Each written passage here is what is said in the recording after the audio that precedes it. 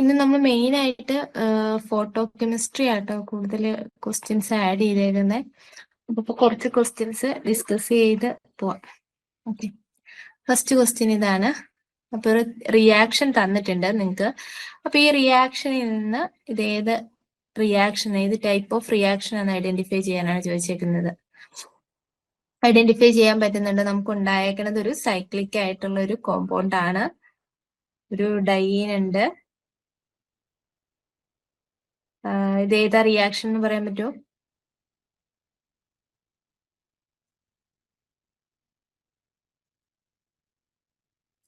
Hello, cycloaddition. Okay, cycloaddition reaction ആണ്. Pericyclic റിയാക്ഷന് ക്ലാസിഫിക്കേഷനിൽ ഉൾപ്പെടുന്നതാണ് സൈക്ലോ അഡീഷൻ റിയാക്ഷൻ. ഇവിടെ എന്താ സംഭവിക്കുന്നതെന്ന് വെച്ച് കഴിഞ്ഞാല് ഇവിടുന്ന് ഈ ബോണ്ട് വന്നിട്ട് ഈ CHലോട്ട് ഒരു റിംഗ് ഫോം ചെയ്യുകയാണ്. അതായത് ഈ ബോണ്ട് ഇങ്ങോട്ട് മൂവ് ചെയ്ത് ഈ കാർബണുമായിട്ട് ഒരു ബോണ്ട് ഉണ്ടാക്കുന്നു. ദെൻ ഈ ബോണ്ട് ഇവിടത്തെ ബോണ്ട് ഈ ഡബിൾ ബോണ്ടിൽ ഒരു ബോണ്ട് എങ്ങോട്ട് ഫോം ചെയ്യുന്നു, ഈ കാർബണുമായിട്ട് ഒരു ബോണ്ട് ഫോം ചെയ്യുന്നു. സോ അതാണ് ഈ കാണിക്കുന്ന ബോണ്ടും ദെൻ ഈ ബോണ്ടും. ദെൻ ഇവിടെ നിന്ന് ഈ പറയുന്ന ഡബിൾ ബോണ്ട് വീണ്ടും ഇങ്ങോട്ടേക്ക് സ്വിച്ച് ചെയ്ത് നമുക്ക് ഇവിടുത്തെ ഈ ഡബിൾ ബോണ്ട് കിട്ടുന്നു. റിയാക്ഷൻ നമ്മൾ ഒരുപാട് തവണ എഴുതിയേക്കുന്നതാണ്. ഓർത്താൽ മതി, രണ്ട് ഡൈൻസ്, അതായത് ഡബിൾ ബോണ്ട് എൻഡിലാണ് വരുന്നതെങ്കിൽ ആ ഡബിൾ ബോണ്ട്സ് ആയിരിക്കും ഇവിടെ റിംഗ് ഫോർമേഷനിൽ കൂടുതലായിട്ട് പാർട്ടിസിപ്പേറ്റ് ചെയ്യുന്നത്. അവിടെ നിന്ന് തൊട്ട്, അതായത് ഓരോ ബോണ്ട് ഓൾട്ടർനേറ്റീവ് ആയിട്ടായിരിക്കും ഡബിൾ ബോണ്ട്സ് ഓക്യുപ്പൈ ചെയ്യുക. അപ്പം ഒരു ഡബിൾ ബോണ്ട് ഇപ്പുറത്തേക്ക് ഒരു ബോണ്ട് ഫോം ചെയ്യുന്നു, ദെൻ തൊട്ടടുത്ത ഡബിൾ ബോണ്ട് ഫോം ചെയ്യുന്നു. അപ്പം എന്താണ്, അതനുസരിച്ച് തന്നെ ഈ പൈ ഇലക്ട്രോൺസ്, ഈ നെക്സ്റ്റ് പൈ ബോണ്ട് മൂവ് ചെയ്യുന്നു. ഒരു റിംഗ് ആയിട്ട് തന്നെയുള്ളൊരു പൈ ഇലക്ട്രോൺസിന്റെ ട്രാൻസ്ഫർ ആണ് ഇവിടെ നടക്കുന്നത്. അപ്പം ഇതെന്ന് പറയുന്ന സൈക്ലിക് ആയിട്ടുള്ള ഒരു ഇത്, രണ്ട് ചെയിൻ ആയിട്ടുള്ള ഇതാണ്. കോമ്പൗണ്ട്സുകൾ ചേർന്ന് എന്താണ് ഒരു സൈക്ലിക് ആയിട്ടുള്ള ഒരു പ്രോഡക്റ്റ് ആണ് നമുക്ക് കിട്ടുന്നത്. സോ അതൊരു സൈക്ലോ അഡീഷൻ റിയാക്ഷൻ ആണെന്ന് നമുക്ക് പറയാം. Then Cope rearrangement. Cope rearrangement of hexa 1,5-ഡൈൻ എന്ന് പറയുന്നത് ഏത് ടൈപ്പ് ഇതാണെന്നാണ് ചോദിച്ചേക്കുന്നത്.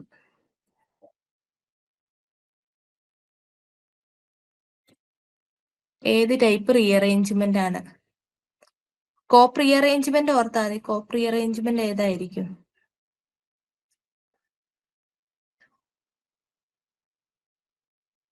കോപ്പ് റീഅറേഞ്ച്മെന്റ് ഏത് ടൈപ്പ് ഇതാണ് തരുന്നത്?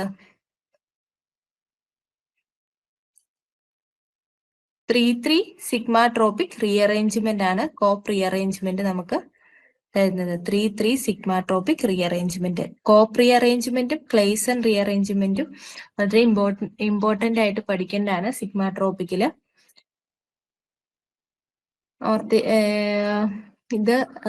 ഇതിന്റെ കുറച്ചും കൂടെ ഡീപ്പായിട്ട് ഈ പെരിസൈക്ലിക്ക് ഒന്നുകൂടെ ഞാൻ കുറച്ചുകൂടെ ക്വസ്റ്റ്യൻസ് കൊണ്ടുവരാം.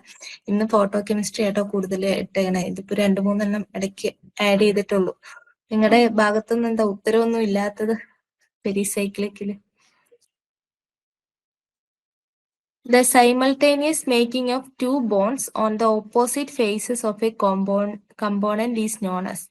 ഇതെങ്കിലും പറയും. ഇത് സിമ്പിൾ ക്വസ്റ്റ്യൻ ആണ്. അതായത് നമ്മളൊരു ബോണ്ട് ഫോം ചെയ്യുമ്പോൾ അതിൻ്റെ അകത്ത് രണ്ട് ബോണ്ട്സുകൾ ഓപ്പോസിറ്റ് ഫേസസ് തമ്മിലാണ്, രണ്ട് കമ്പോണൻസിന്റെ ഓപ്പോസിറ്റ് ഫേസസ് തമ്മിൽ ചേർന്നാണ് അതിന്റെ ബോണ്ട് ഫോം ചെയ്യണമെങ്കിൽ അത് ഏത് തരത്തിൽ, അതിനെന്തെന്നാ വിളിക്കുന്നതെന്ന്, അതെ ബോണ്ടിങ് പറയുന്ന പേര്.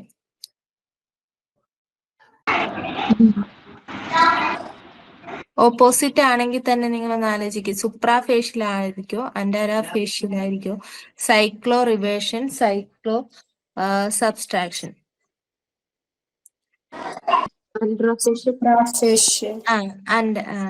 ആൻഡ്രാഫേഷ്യലാണ് റൈറ്റ് ആൻസർ കേട്ടോ.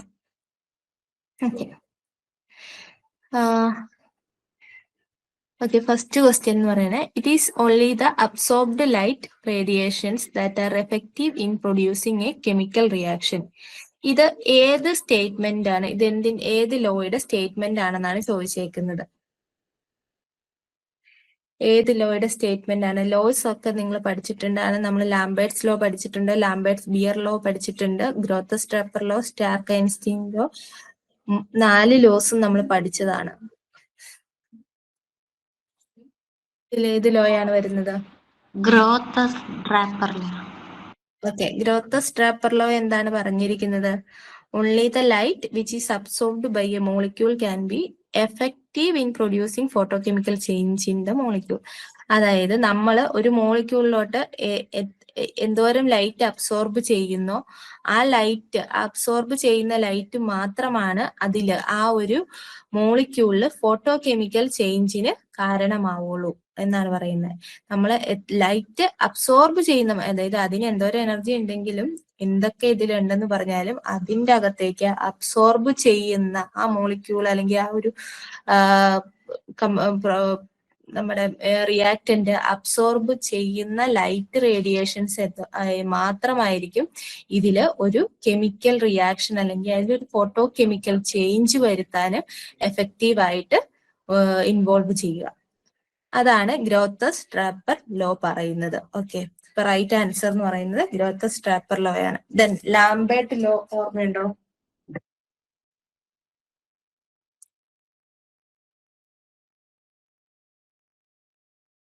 Absorption Try to do one option proportional A. to Lambert's law ഓർമ്മയുണ്ടോ? ലാംബേർട്സ് ലോ അടുത്ത ക്വസ്റ്റ്യനിലോട്ട് പോണതിന് മുന്നേ I equal to epsilon C into L.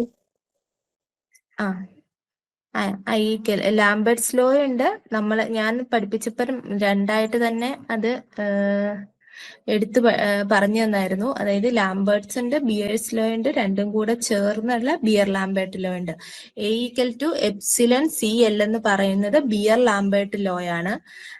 ആ ലാംബേർട്സ് ലോയിൽ പറയണ I equal to I0 e raised to KL എന്നുള്ളത്.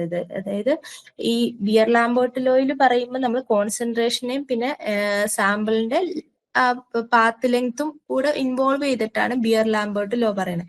ഇനി Lambert ലോയാണ് പറയണമെങ്കിൽ ഒരു മോണോക്രോമാറ്റിക് ലൈറ്റ് ഒരു അബ്സോർബിംഗ് മീഡിയത്തിലൂടെ പാസ് ചെയ്യുമ്പം അതിന്റെ ഈ ലൈറ്റിന്റെ ഇന്റൻസിറ്റി എന്ന് പറയുന്നത് എന്തോരമാണ് ഈ മീഡിയത്തിന്റെ ലെങ്തിനനുസരിച്ച് എക്സ്പോണൻഷ്യലി കുറയും എന്നുള്ളതാണ് ലാംബേർട്ട് ലോ പറയുന്നത്. അതായത് ആ ലെങ്തുമായിട്ട് ഡിപ്പെൻഡൻസി പറയുന്നത് ആരാണ്?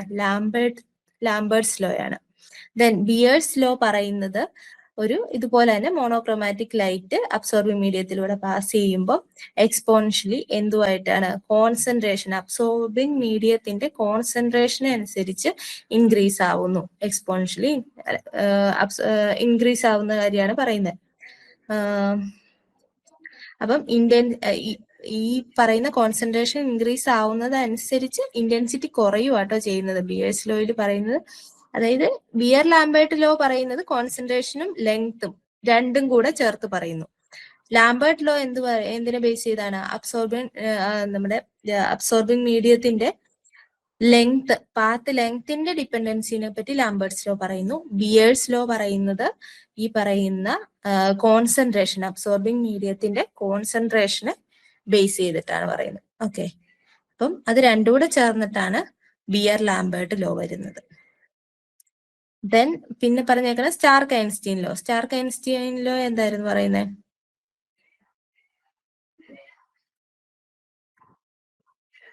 സ്റ്റാർക്ക് ഐൻസ്റ്റീൻ ലോ ഓർക്കുന്നുണ്ടോ? Only one species will initiate the photochemical reaction. Light absorb ചെയ്യുന്ന ഒരെണ്ണായിരിക്കും സ്റ്റാർ. ഒരു മോളിക്യൂൾ ആയിരിക്കും ഇത് ഫോട്ടോകെമിക്കൽ റിയാക്ഷൻ സ്റ്റാർട്ട് ചെയ്യുന്നത്, ഇനിഷ്യേറ്റ് ചെയ്യുന്നത്. ഓക്കെ, അത് തന്നെയാണ്. അപ്പൊ പിന്നെ the energy absorbed by 1 mole of the reacting molecule എന്ന് പറയുന്നത് E = NH/nu. അതായത് ഒരു റിയാക്ഷൻ, ഒരു ഫോട്ടോകെമിക്കൽ റിയാക്ഷനെ ഇനിഷ്യേറ്റ് ചെയ്യുന്നത് ഏതെങ്കിലും ഒരു ഇതിലെ എല്ലാ മോളിക്യൂളും, അതിൽ ആ റിയാക്ഷനിലുള്ള അതിനകത്തുള്ള എല്ലാ മോളിക്യൂളും ആക്ടിവേറ്റഡ് ആവണമെന്നില്ല, ഏതെങ്കിലും ഒരാള് ആയിരിക്കും അതിൽ ആക്ടിവേറ്റഡ് ആവുന്നത്. ദെൻ എന്താ നടക്കുന്നത്? ഈ ആക്ടിവേറ്റഡ് എനർജി പാസ് ചെയ്ത് കൈമാറിയാണ് ഈ പറയുന്ന ഫോട്ടോകെമിക്കൽ റിയാക്ഷൻ പ്രൊസീഡ് ചെയ്തു പോകുന്നത്. Okay, then for a reaction that obeys Einstein law. Phi ആണ്. Phi equal to 1, phi is greater than 1, phi is less than 1, phi equal to 0. ഉത്തരം phi equal to 1. phi equal to 1 ആയിരിക്കും. phi equal to 1 ആണ്, correct ആണ്. Einstein law എന്താ പറയുന്നേ? Is equal to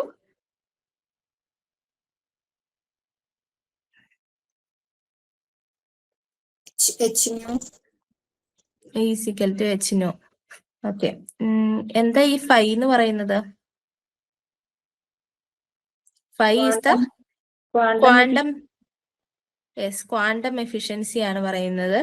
അപ്പോൾ quantum efficiency എന്ന് പറഞ്ഞു കഴിഞ്ഞാൽ number of molecules reacting in a given time divided by number of quantas of light absorbed in the same time. ഒരു എത്ര മോളിക്യൂള് ഒരു ഒരു പർട്ടിക്കുലർ ടൈമിൽ എത്ര മോളിക്യൂൾ റിയാക്ട് ചെയ്യുന്നുണ്ടോ അവർ എത്ര ഡിവൈഡഡ് ബൈ എത്ര ക്വാണ്ടാസ് ഓഫ് ലൈറ്റ് അവർ അബ്സോർബ് ചെയ്യുന്നു. ഇതാണ് ഇത് തമ്മിലുള്ള റേഷ്യോ ആണ് എന്തെന്ന് പറയുന്നത്, ഈ ക്വാണ്ടം എഫിഷ്യൻസി എന്ന് പറയുന്നത്. അല്ലെങ്കിൽ മറ്റൊരു രീതി പറഞ്ഞു കഴിഞ്ഞാൽ rate of a chemical reaction divided by quanta absorbed per second. ഒരു സെക്കൻഡിൽ എത്ര ക്വാണ്ട അബ്സോർബ് ചെയ്തു അതിനെ നമ്മൾ റേറ്റ് ഓഫ് കെമിക്കൽ റിയാക്ഷൻ കണ്ടുപിടിച്ച് അതുകൊണ്ട് ഡിവൈഡ് ചെയ്താൽ കിട്ടുന്നതാണ് എന്ത്, ഫൈ എന്ന് പറയുന്നത്. അപ്പം ഈ വാക്കിന് ബേസിക്കലി മീനിങ് പറഞ്ഞു കഴിഞ്ഞാൽ എന്തോരം എഫിഷ്യൻസി ഉണ്ട് ഒരു ഫോട്ടോ കെമിക്കൽ റിയാക്ഷൻ കണ്ടക്ട് ചെയ്യാൻ എന്തോരം എഫിഷ്യൻസി ഉണ്ട് എന്നുള്ളതാണ്. ആ ഒരു റിയാക്ഷന്റെ എഫിഷ്യൻസി കാണിക്കുന്നതാണ് ഈ ഫൈ എന്ന് പറയുന്ന ടേം. സോ ഇവിടെ answer phi equal to 1.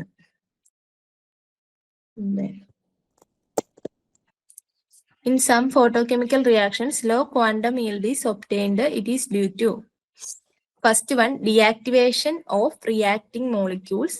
B, occurrence of reverse primary reaction. C, recombination of dissociated fragments. D, all of these. എന്ന് വെച്ച് കഴിഞ്ഞാല് ഫോട്ടോ കെമിക്കൽ റിയാക്ഷനിൽ ക്വാണ്ടം ഈൽഡ് ഡിക്രീസ് ചെയ്യാനുള്ള കാരണങ്ങൾ, അതായത് ക്വാണ്ടം ഈൽഡ് എന്ന് പറഞ്ഞു കഴിഞ്ഞാൽ നമുക്ക് എന്തോരം പ്രോഡക്റ്റ് ഫോം ചെയ്യുന്ന ഈൽഡ് എന്ന് പറഞ്ഞു കഴിഞ്ഞാൽ നമുക്കറിയാം അതിന്റെ ഒരു എന്തോരം റിയാക്ടന്റ് പ്രോഡക്റ്റ് ആയി മാറുന്നു ആ ഒരു ഇതാണ് പറയുന്നത്. അപ്പൊ അത് കുറയ്ക്കാനുള്ള ചാൻസ് ഇതിൽ ഏതൊക്കെയാണെന്നാണ് ചോദിച്ചേക്കുന്നത്. ഒന്ന്, deactivation of reacting molecules deactivated ആയാൽ നമ്മുടെ ക്വാണ്ടം ഈൽഡ് കുറയും. അതുപോലെ occurrence of reverse primary reaction secondary റിയാക്ഷൻസും ഒക്കെ ഉണ്ട്. നമ്മൾ പഠിച്ചതാണ് 2 സ്റ്റെപ്പ് ആയിട്ടുള്ള റിയാക്ഷൻസ് ഉണ്ട്. അപ്പൊ പ്രൈമറി റിയാക്ഷൻ ആയിരിക്കും ശരിക്കും എന്ത് ഈ ഒരു ആക്ടിവേഷൻ സംഭവിക്കുന്നത്. ആരുടെയോ മൈക്ക് മ്യൂട്ട് അല്ല കേട്ടോ, മ്യൂട്ട് അടിച്ചത്. അപ്പം ഈ പ്രൈമറി റിയാക്ഷൻസ് എന്താണ് റിവേഴ്സ് ചെയ്ത് പോവുകയാണെങ്കിൽ എന്താണ് ഈ ആക്ടിവേഷൻ എന്ന പ്രോസസ്സ് തന്നെ എന്താണ് റിവേഴ്സ് അടിക്കുകയാണ്. സോ നമ്മുടെ ഫർദർ ആയിട്ട് ഈ ഫോട്ടോ കെമിക്കൽ റിയാക്ഷൻ സെക്കൻഡ് സ്റ്റെപ്പിലോട്ട് പ്രൊസീഡ് ചെയ്യാതെ പോവുകയും നമുക്ക് ഈൽഡ് കുറയുകയും ചെയ്യും. Then recombination of dissociated fragments. ഇതിൽ നമ്മൾ പറഞ്ഞിട്ടുണ്ട് ഈ പറയുന്ന എന്താണ് നടക്കുന്നത്, ഫ്രാഗ്മെന്റ്സുകളാണ് ഫോം ചെയ്യുന്നത്. ഫ്രാഗ്മെന്റ്സുകൾ ഫോം ചെയ്ത് കഴിഞ്ഞ് ഈ ഫ്രാഗ്മെന്റ്സ് വീണ്ടും ഡിസോസിയേറ്റ് ചെയ്ത് ഫ്രാഗ്മെന്റ്സ് വീണ്ടും എന്താണ് ഒരുമിച്ച് ചേർന്ന് പഴയ രീതിയിൽ, അതായത് നമ്മുടെ അതിന് തൊട്ട് മുമ്പുള്ള സ്റ്റേജിലോട്ട് തന്നെ മാറുവാണെങ്കിൽ എന്താണ് ഫർദർ നമ്മുടെ റിയാക്ഷൻ പ്രൊസീഡ് ചെയ്ത് മുന്നോട്ട് പോകത്തില്ല. സോ ഈ 3 കാരണങ്ങളും എന്താണ് നമുക്ക് ക്വാണ്ടം ഈൽഡിനെ കുറയ്ക്കാനുള്ള കാരണങ്ങളാണ്, ക്വാണ്ടം ഈൽഡിനെ കുറയ്ക്കാൻ വേണ്ടിയുള്ള കാരണങ്ങളാണ്. So answer all of this ആയിരിക്കും, all of this. Okay, then the energy associated with a photon is given by the equation is equal to h into a okay is equal to is equal to h nu. Okay, ഇത് ഈ തന്നെയാണ്. Okay, is equal to H nu. അപ്പൊ B ആണ് correct answer. What will be the quantum yield when 1 mole of substance reacts by absorbing 6.022 into 10 raised to 23? 10 raised to 23 photons. എന്തായിരിക്കും ഈ quantum yield? അതായത് ഒരു മോൾ substance react ചെയ്യുന്നു, എത്രയാ 6.022 into 10⁻23 photons absorb ചെയ്തുകൊണ്ട്. So അങ്ങനെയാണെങ്കിൽ അതിന്റെ ക്വാണ്ടം ഈൽഡ് എന്ന് പറയുന്നത് എന്തായിരിക്കും?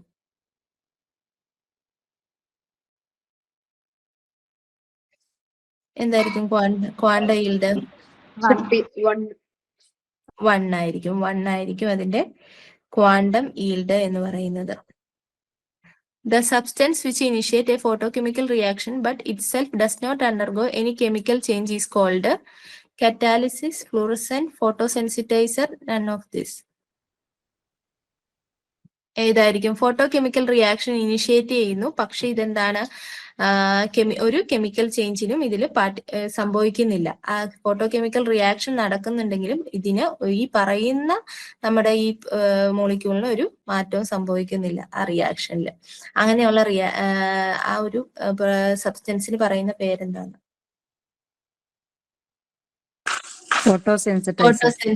ഫോട്ടോസെൻസിറ്റൈസറിന് നമ്മൾ കുറച്ച് എക്സാമ്പിൾ ഒക്കെ പഠിച്ചായിരുന്നു. Chlorophyll acting as a ഫോട്ടോസെൻസിറ്റൈസർ.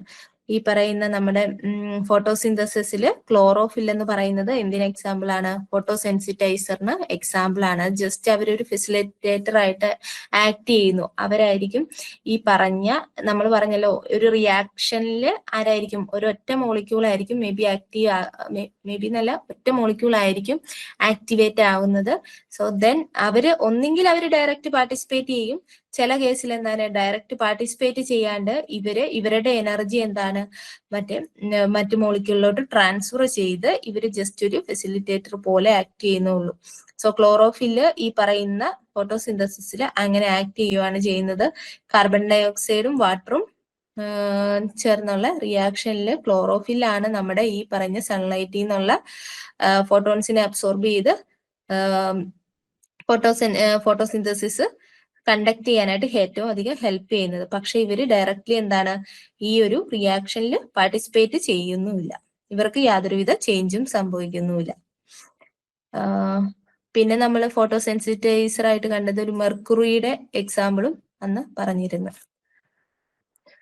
Okay, fluorescence occurs when transition is ഏതിലോട്ട് വരുമ്പോഴാണ് ഫ്ലൂറസെൻസ് വരുന്നത്?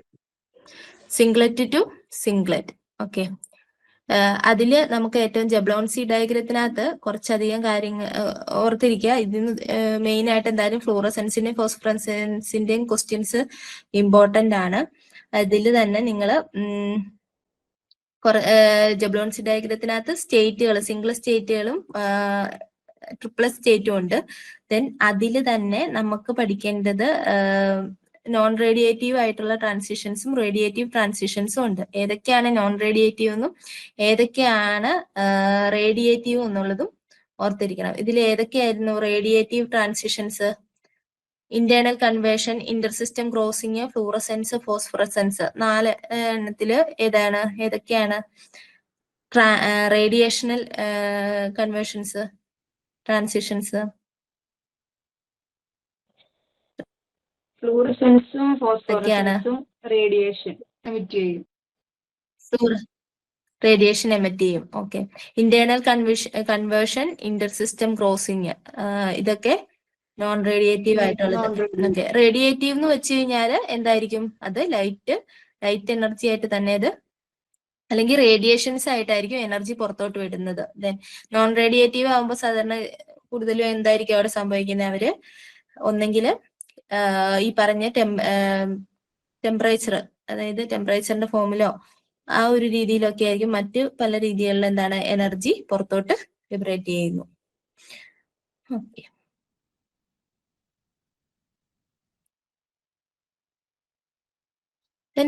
ഒരു ഡൗട്ട് കൂടെ ചോദിക്കട്ടെ. സിംഗ്ലറ്റിനാണോ ട്രിപ്ലറ്റിനാണോ എനർജി കൂടുതൽ? സിംഗ്ലറ്റിനായിരിക്കും. Okay, then in photosynthesis reaction which of the following act as photosensitizer? Chlorophyll ആണ് ആക്ട് ചെയ്യുന്നത്. which of the following is radiative transition? Option C. Fluorescent, phosphorescent. Option C. Okay. Then the number of molecules reacted or formed per photon of light absorbed is called dash. Yield of the reaction, quantum efficiency, quantum yield, quantum productivity. Quantum yield. Quantum yield. Okay. Okay. Which statement is wrong for pericyclic reaction? It is having cyclic transition state. It is influenced by change in solvent. Only TT electrons are involved in the formation of pi electrons are the pi. Okay, pi electrons are involved in the formation of bonds. It is highly stereospecific. Wrong ആയിട്ടുള്ളത് ഏതായിരിക്കും ഇതില്? നമുക്ക് right ആയിട്ടുള്ളത് tick ചെയ്ത് പോയാൽ മതി. Cyclic transition state form ചെയ്യാറുണ്ട്. Pi electrons അല്ലേ ഇൻവോൾവ് ചെയ്യാറുള്ളത്? Option B, not influenced. Option yes, it is influenced by change in solvent ആണ് റോങ് ആയിട്ടുള്ള ആൻസർ. ഓക്കെ.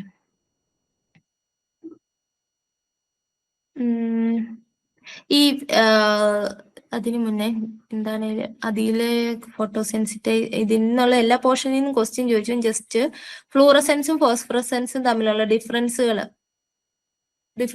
കറക്റ്റ് ആയിട്ട് അറിയാം. ഡിഫറൻസ് എന്താണ്? ഏറ്റവും മെയിൻ ആയിട്ട് ഒരു ഡിഫറൻസ് ഉണ്ടല്ലോ. ഫ്ലൂറസെൻസ് ഇൻസ്റ്റന്റ് എമിഷൻ ആയിരിക്കും, ഫോസ്ഫറസെൻസ് ഡിലേഡ് എമിഷൻ ആയിരിക്കും. Okay, delayed. അപ്പൊ നമ്മൾ അതിനെ മറ്റൊരു പേര് വിളിക്കൂലോ, എന്തെന്നാ ഫ്ലൂറസെൻസിന്റെ രീതിയില്? ഡിലേഡ് ഫ്ലൂറസെൻസ് എന്നും വിളിക്കാറുണ്ട് ഫോസ്ഫറസെൻസിനെ കേട്ടോ. ഓക്കെ. പിന്നെ ഫ്ലൂറസെൻസ് കൂടുതലും മൂന്ന് രീതിയിൽ ഗ്യാസസും ലിക്വിഡ്സും സോളിഡ്സും ഒക്കെ കാണിക്കും ഫ്ലൂറസെൻസ്. പക്ഷെ ഫോസ്ഫറസെൻസ് കൂടുതലും സോളിഡ്സ് ആണ് കാണിക്കാറുള്ളത്. പിന്നെ ഇതിന്റെ ട്രാൻസിഷൻ സ്റ്റേറ്റ് ആണ് ഏറ്റവും ഇമ്പോർട്ടന്റ്. T1 to T0 അല്ലെങ്കിൽ S0 രണ്ടും.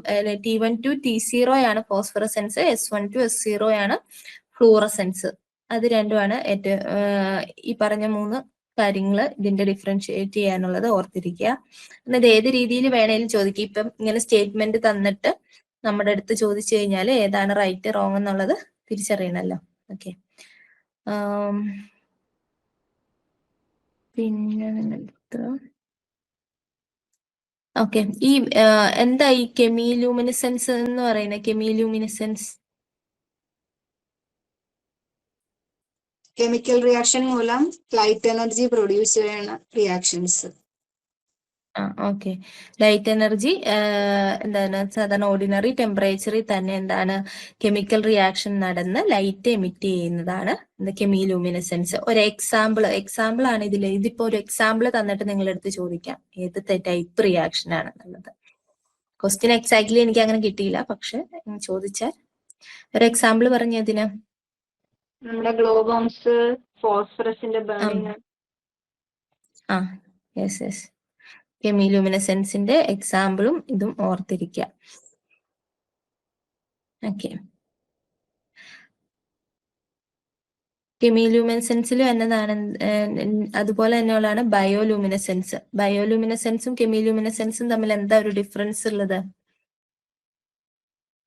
ബയോളജിക്കൽ സിസ്റ്റത്തില് ലിവിങ് ഓർഗാനിസത്തില് നടക്കുന്ന കെമിലൂമിനിസെൻസ് ആണ് ബയോലൂമിനിസെൻസ് എന്ന് പറയുന്നത്. ആ ഒരു ഡിഫറൻസ് മാത്രമേ ഉള്ളൂ. ഇവിടെ നമുക്ക് എക്സാമ്പിൾ ഈ പറഞ്ഞ ഈ രണ്ട് എക്സാമ്പിൾ പറഞ്ഞല്ലോ നമ്മളിപ്പോ ആദ്യത്തെ കേസിൽ. അതുപോലെ തന്നെ പറയുമ്പോൾ ഈ ഫയർഫ്ലൈസിന്റെ കേസ് വരുന്നത് ഏതിലാണ്? ബയോലൂമിനിസെൻസിലാണ് ഏറ്റവും കൂടുതൽ ഇത് വരുന്നത്. അതിന്റെ പ്രോട്ടീനും ഇതൊക്കെ നമ്മൾ പണ്ട് തൊട്ട് പഠിക്കുന്നതാണ്. ഓക്കെ. ഇനി അടുത്തത് A reaction in which 2 or more pi electron system react to form a ring at the expense of one pi bond in each of their acting partners is called Cycloaddition reaction.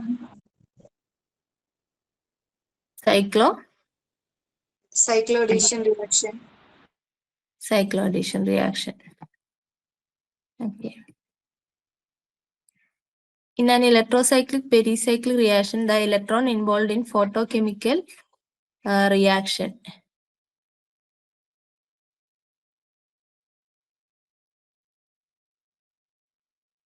Photochemical reaction involve ചെയ്യുന്നത്.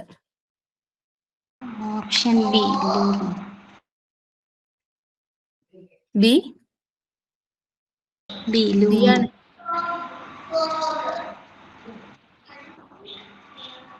Okay, LUMO.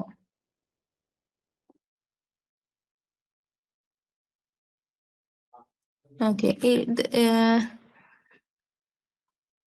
ഇന്നുണ്ടല്ലോ ഞാൻ ഇത്രയും question ആണ് discuss ചെയ്യണുള്ളൂ. ഇതിന്റെ പെരിസൈക്ലിക്കിട്ട് ബാക്കി ഞാൻ ഒരു section ആയിട്ട് എടുക്കാം. എനിക്ക് ഇത്തിരി വയ്യാണ്ടിരിക്കും, അതുകൊണ്ടാണ് ഇന്ന് ഇത്ര എടുക്കുന്നുള്ളൂ. പെരിസൈക്ലിക്ക് ഞാൻ ഫുള്ളായിട്ടൊരു ഇതായിട്ട് എടുത്തു തരാം കേട്ടോ. അപ്പൊ ഇങ്ങനെ ഒരു അടുക്കില്ലാണ്ട് പോകുമ്പോൾ ഒരു രസമില്ല. അതുകൊണ്ട് ഞാൻ എടുക്കുമ്പോൾ സാധാരണ ഇങ്ങനെ നിങ്ങൾക്കറിയാലോ, ഞാൻ കഴിഞ്ഞ പ്രാവശ്യം എടുത്ത പോലെ തന്നെ ഒരു സെക്ഷനായിട്ട് ക്വസ്റ്റ്യൻ തീർത്ത് പോകുമ്പോൾ എനിക്കൊരു ഇതുള്ളൂ. അതുകൊണ്ടാണ് ഞാൻ ഫോട്ടോ കെമിസ്ട്രിയുടെ അത്യാവശ്യം എല്ലാ ഏരിയ ഒന്ന് ടച്ച് ചെയ്ത് പോയത്. അപ്പൊ ഫോട്ടോ കെമിസ്ട്രി നമുക്ക് ഇവിടെ അത് അത്യാവശ്യം എല്ലാം തന്നെ പറഞ്ഞിട്ടുണ്ട്. ഇനി ക്വസ്റ്റ്യൻസ് ആഡ് ചെയ്യാത്തത് എനിക്കൊന്നും കിട്ടാത്ത ഇരുന്ന ക്വസ്റ്റ്യൻസ് ഈ ഫോട്ടോ കെമിക്കൽ തന്നെ പ്രൈമറി പ്രോസസ്സും സെക്കൻഡറി പ്രോസസ്സും വന്നിട്ടുള്ള അതിൽ നിന്നൊരു ക്വസ്റ്റ്യൻസ് എനിക്ക് ആഡ് ചെയ്യാൻ കിട്ടിയിട്ടില്ല. ഓക്കെ, പ്രൈമറി പ്രോസസ്സും സെക്കൻഡറി പ്രോസസ്സും ആയിട്ട് വരുന്നൊന്നുമില്ല. പ്രൈമറി പ്രോസസ് എന്ന് പറഞ്ഞു കഴിഞ്ഞാൽ ഒരു ഇനിഷ്യേഷൻ സ്റ്റെപ്പ് ഉണ്ടാവും. അതിൽ നിന്നിപ്പം എനിക്കറിയില്ല, ഞാൻ വേറെ ക്വസ്റ്റ്യൻസ് ഒന്നും കണ്ടില്ല. എന്നാലും എന്താണ് ഒരു ഇനിഷ്യേഷൻ സ്റ്റെപ്പ് ആയിരിക്കും. ദെൻ സെക്കൻഡറി പ്രോസസ് എന്ന് പറഞ്ഞു കഴിഞ്ഞാൽ ചെയിൻ റിയാക്ഷൻ നടക്കുന്നു. ഇതാണ് 2 സ്റ്റെപ്പ് ബൈ ആയിട്ടുള്ള റിയാക്ഷൻസ് ആണ് എന്ത് ഇതിൽ വന്നത്, 2 സ്റ്റെപ്പ് ആയിട്ട് വന്നത്. ദെൻ പ്രൈമറി പ്രോസസ്സിനകത്ത് മോളിക്യൂൾസ് ആക്ടിവേറ്റഡ് ആവുന്നു. സെക്കൻഡറി പ്രോസസ്സിൽ ആക്ടിവേറ്റഡ് സ്പീഷീസ് കെമിക്കൽ റിയാക്ഷൻസ് നടക്കുന്നു. നമ്മൾ ഏകദേശം ഈ പോളിമറൈസേഷൻ ഒക്കെ പോലെ തന്നെ ഇതിങ്ങനെ കണ്ടിന്യൂ ചെയ്ത ആ റിയാക്ഷൻ ലാസ്റ്റ് എൻഡ് ചെയ്യുന്ന, അതായത് പ്രൊപ്പഗേഷനും എൻഡ് ചെയ്യുന്നതും ഒക്കെ എന്താണ് സെക്കൻഡറി പ്രോസസ്സിൽ വരും. ദെൻ പ്രൈമറി ആയിട്ടുള്ള ഈ ആക്ടിവേഷൻ മാത്രം പ്രൈമറി പ്രോസസ്സിൽ വരും. അതാണ് ഫോട്ടോകെമിക്കൽ റിയാക്ഷന്റെ പ്രോസസ്സുകൾ പറയുവാണെങ്കിൽ 2 പ്രോസസ് ആണുള്ളത്, പ്രൈമറി സെക്കൻഡറി. ആ ഭാഗത്തു നിന്നുള്ള ക്വസ്റ്റ്യൻസ് ആണ് ആഡ് ചെയ്യാനായിട്ട് കിട്ടിയില്ല.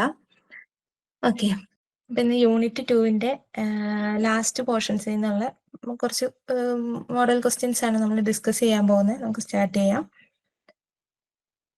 ഓക്കെ, ഫസ്റ്റ് വൺ എന്ന് പറയുന്നത് നമ്മൾ ഏറ്റവും കോമൺ ആയിട്ട് സിമ്പിൾ ആയിട്ട് ചോദിക്കാവുന്ന ഒരു ക്വസ്റ്റ്യൻ ആണ്.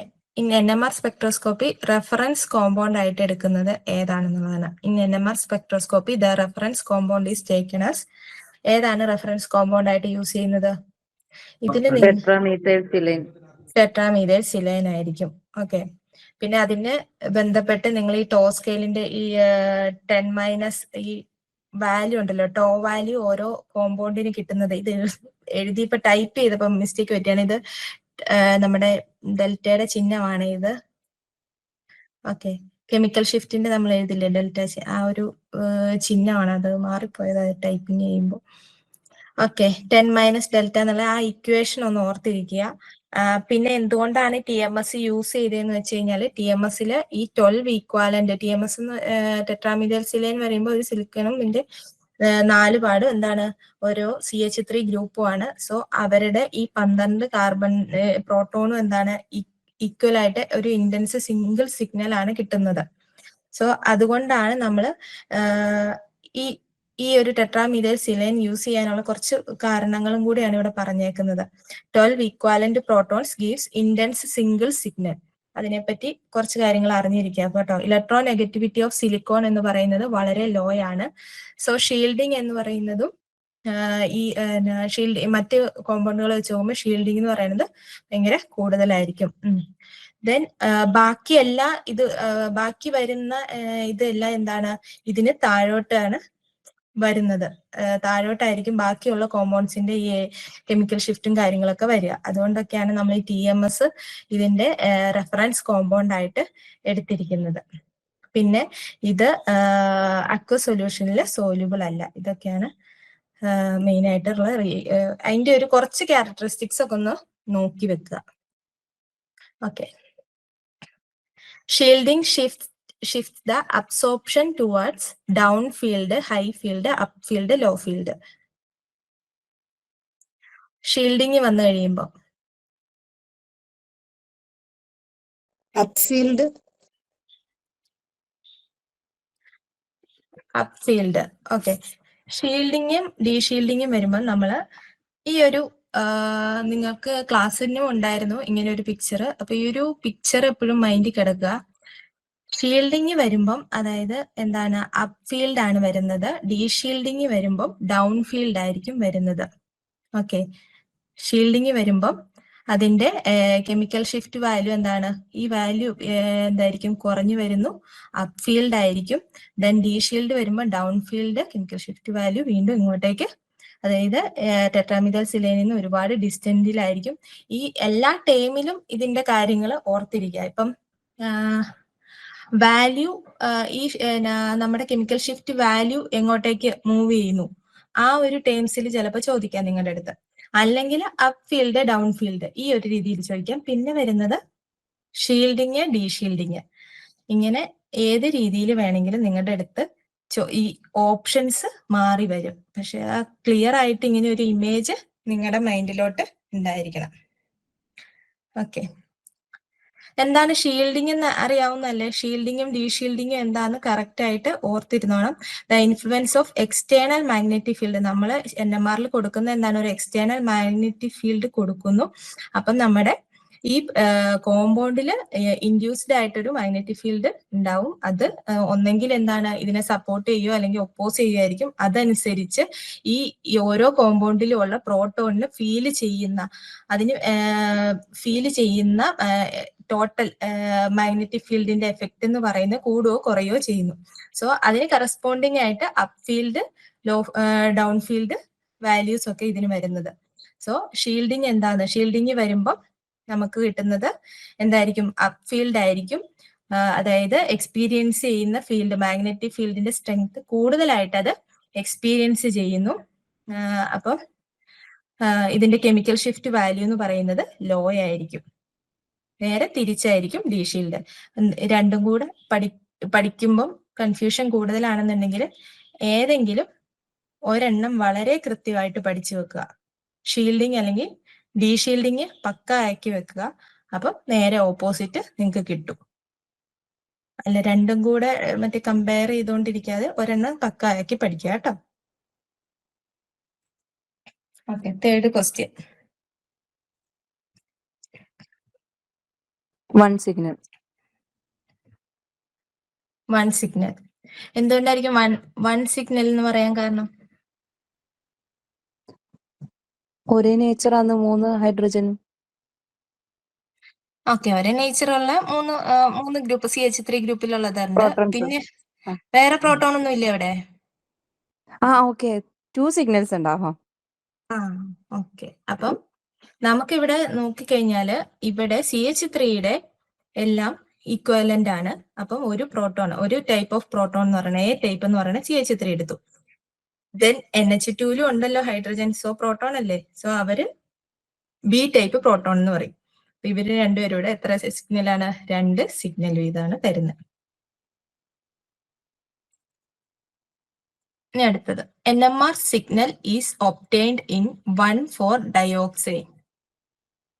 പിക്ചർ തന്നിട്ടുണ്ട്. അതാണ് നമ്മുടെ 1,4-ഡയോക്സിൻ എന്ന് പറയുന്ന കോമ്പൗണ്ട്. സോ അതില് എത്ര സിഗ്നൽ ആയിരിക്കും കിട്ടാൻ ചാൻസ്?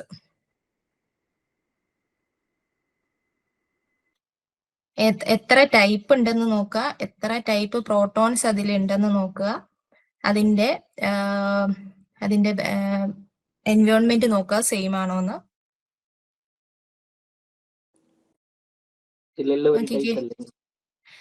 ഇതെല്ലാം ഓക്കെ ഒരേ ടൈപ്പാണ് ഇതെല്ലാം. കാരണം നോക്കിക്കേ, നമുക്ക് ഇവിടെ ഈ ഓക്സിജനെ റീപ്ലേസ് ചെയ്ത് ഇവിടെ ഒരു നൈട്രജനോ അല്ലെങ്കിൽ വേറെ ഏതെങ്കിലും ഒരു കോമ്പൗണ്ട് ആയിരുന്നെങ്കിൽ നമുക്ക് ഒന്നിലധികം ടൈപ്പ് ഓഫ് പ്രോട്ടോൺസ് കിട്ടിയേനെ. പക്ഷെ ഇവിടെ എല്ലാ രണ്ട് ഇതും ആറ്റം എന്ന് പറയുന്നത് എന്താണ്, സെയിം ആണ്, സെയിം ഓക്സിജൻ ആണ്. സോ ഇവിടെ ഈ ഓർത്തോ മെറ്റാ പൊസിഷനിലൊക്കെ വരുന്നവർക്ക് പ്രോട്ടോൺസിനെല്ലാം എന്താണ്, സിമിലർ എൻവയോൺമെന്റ് ആണ് കിട്ടുന്നത്.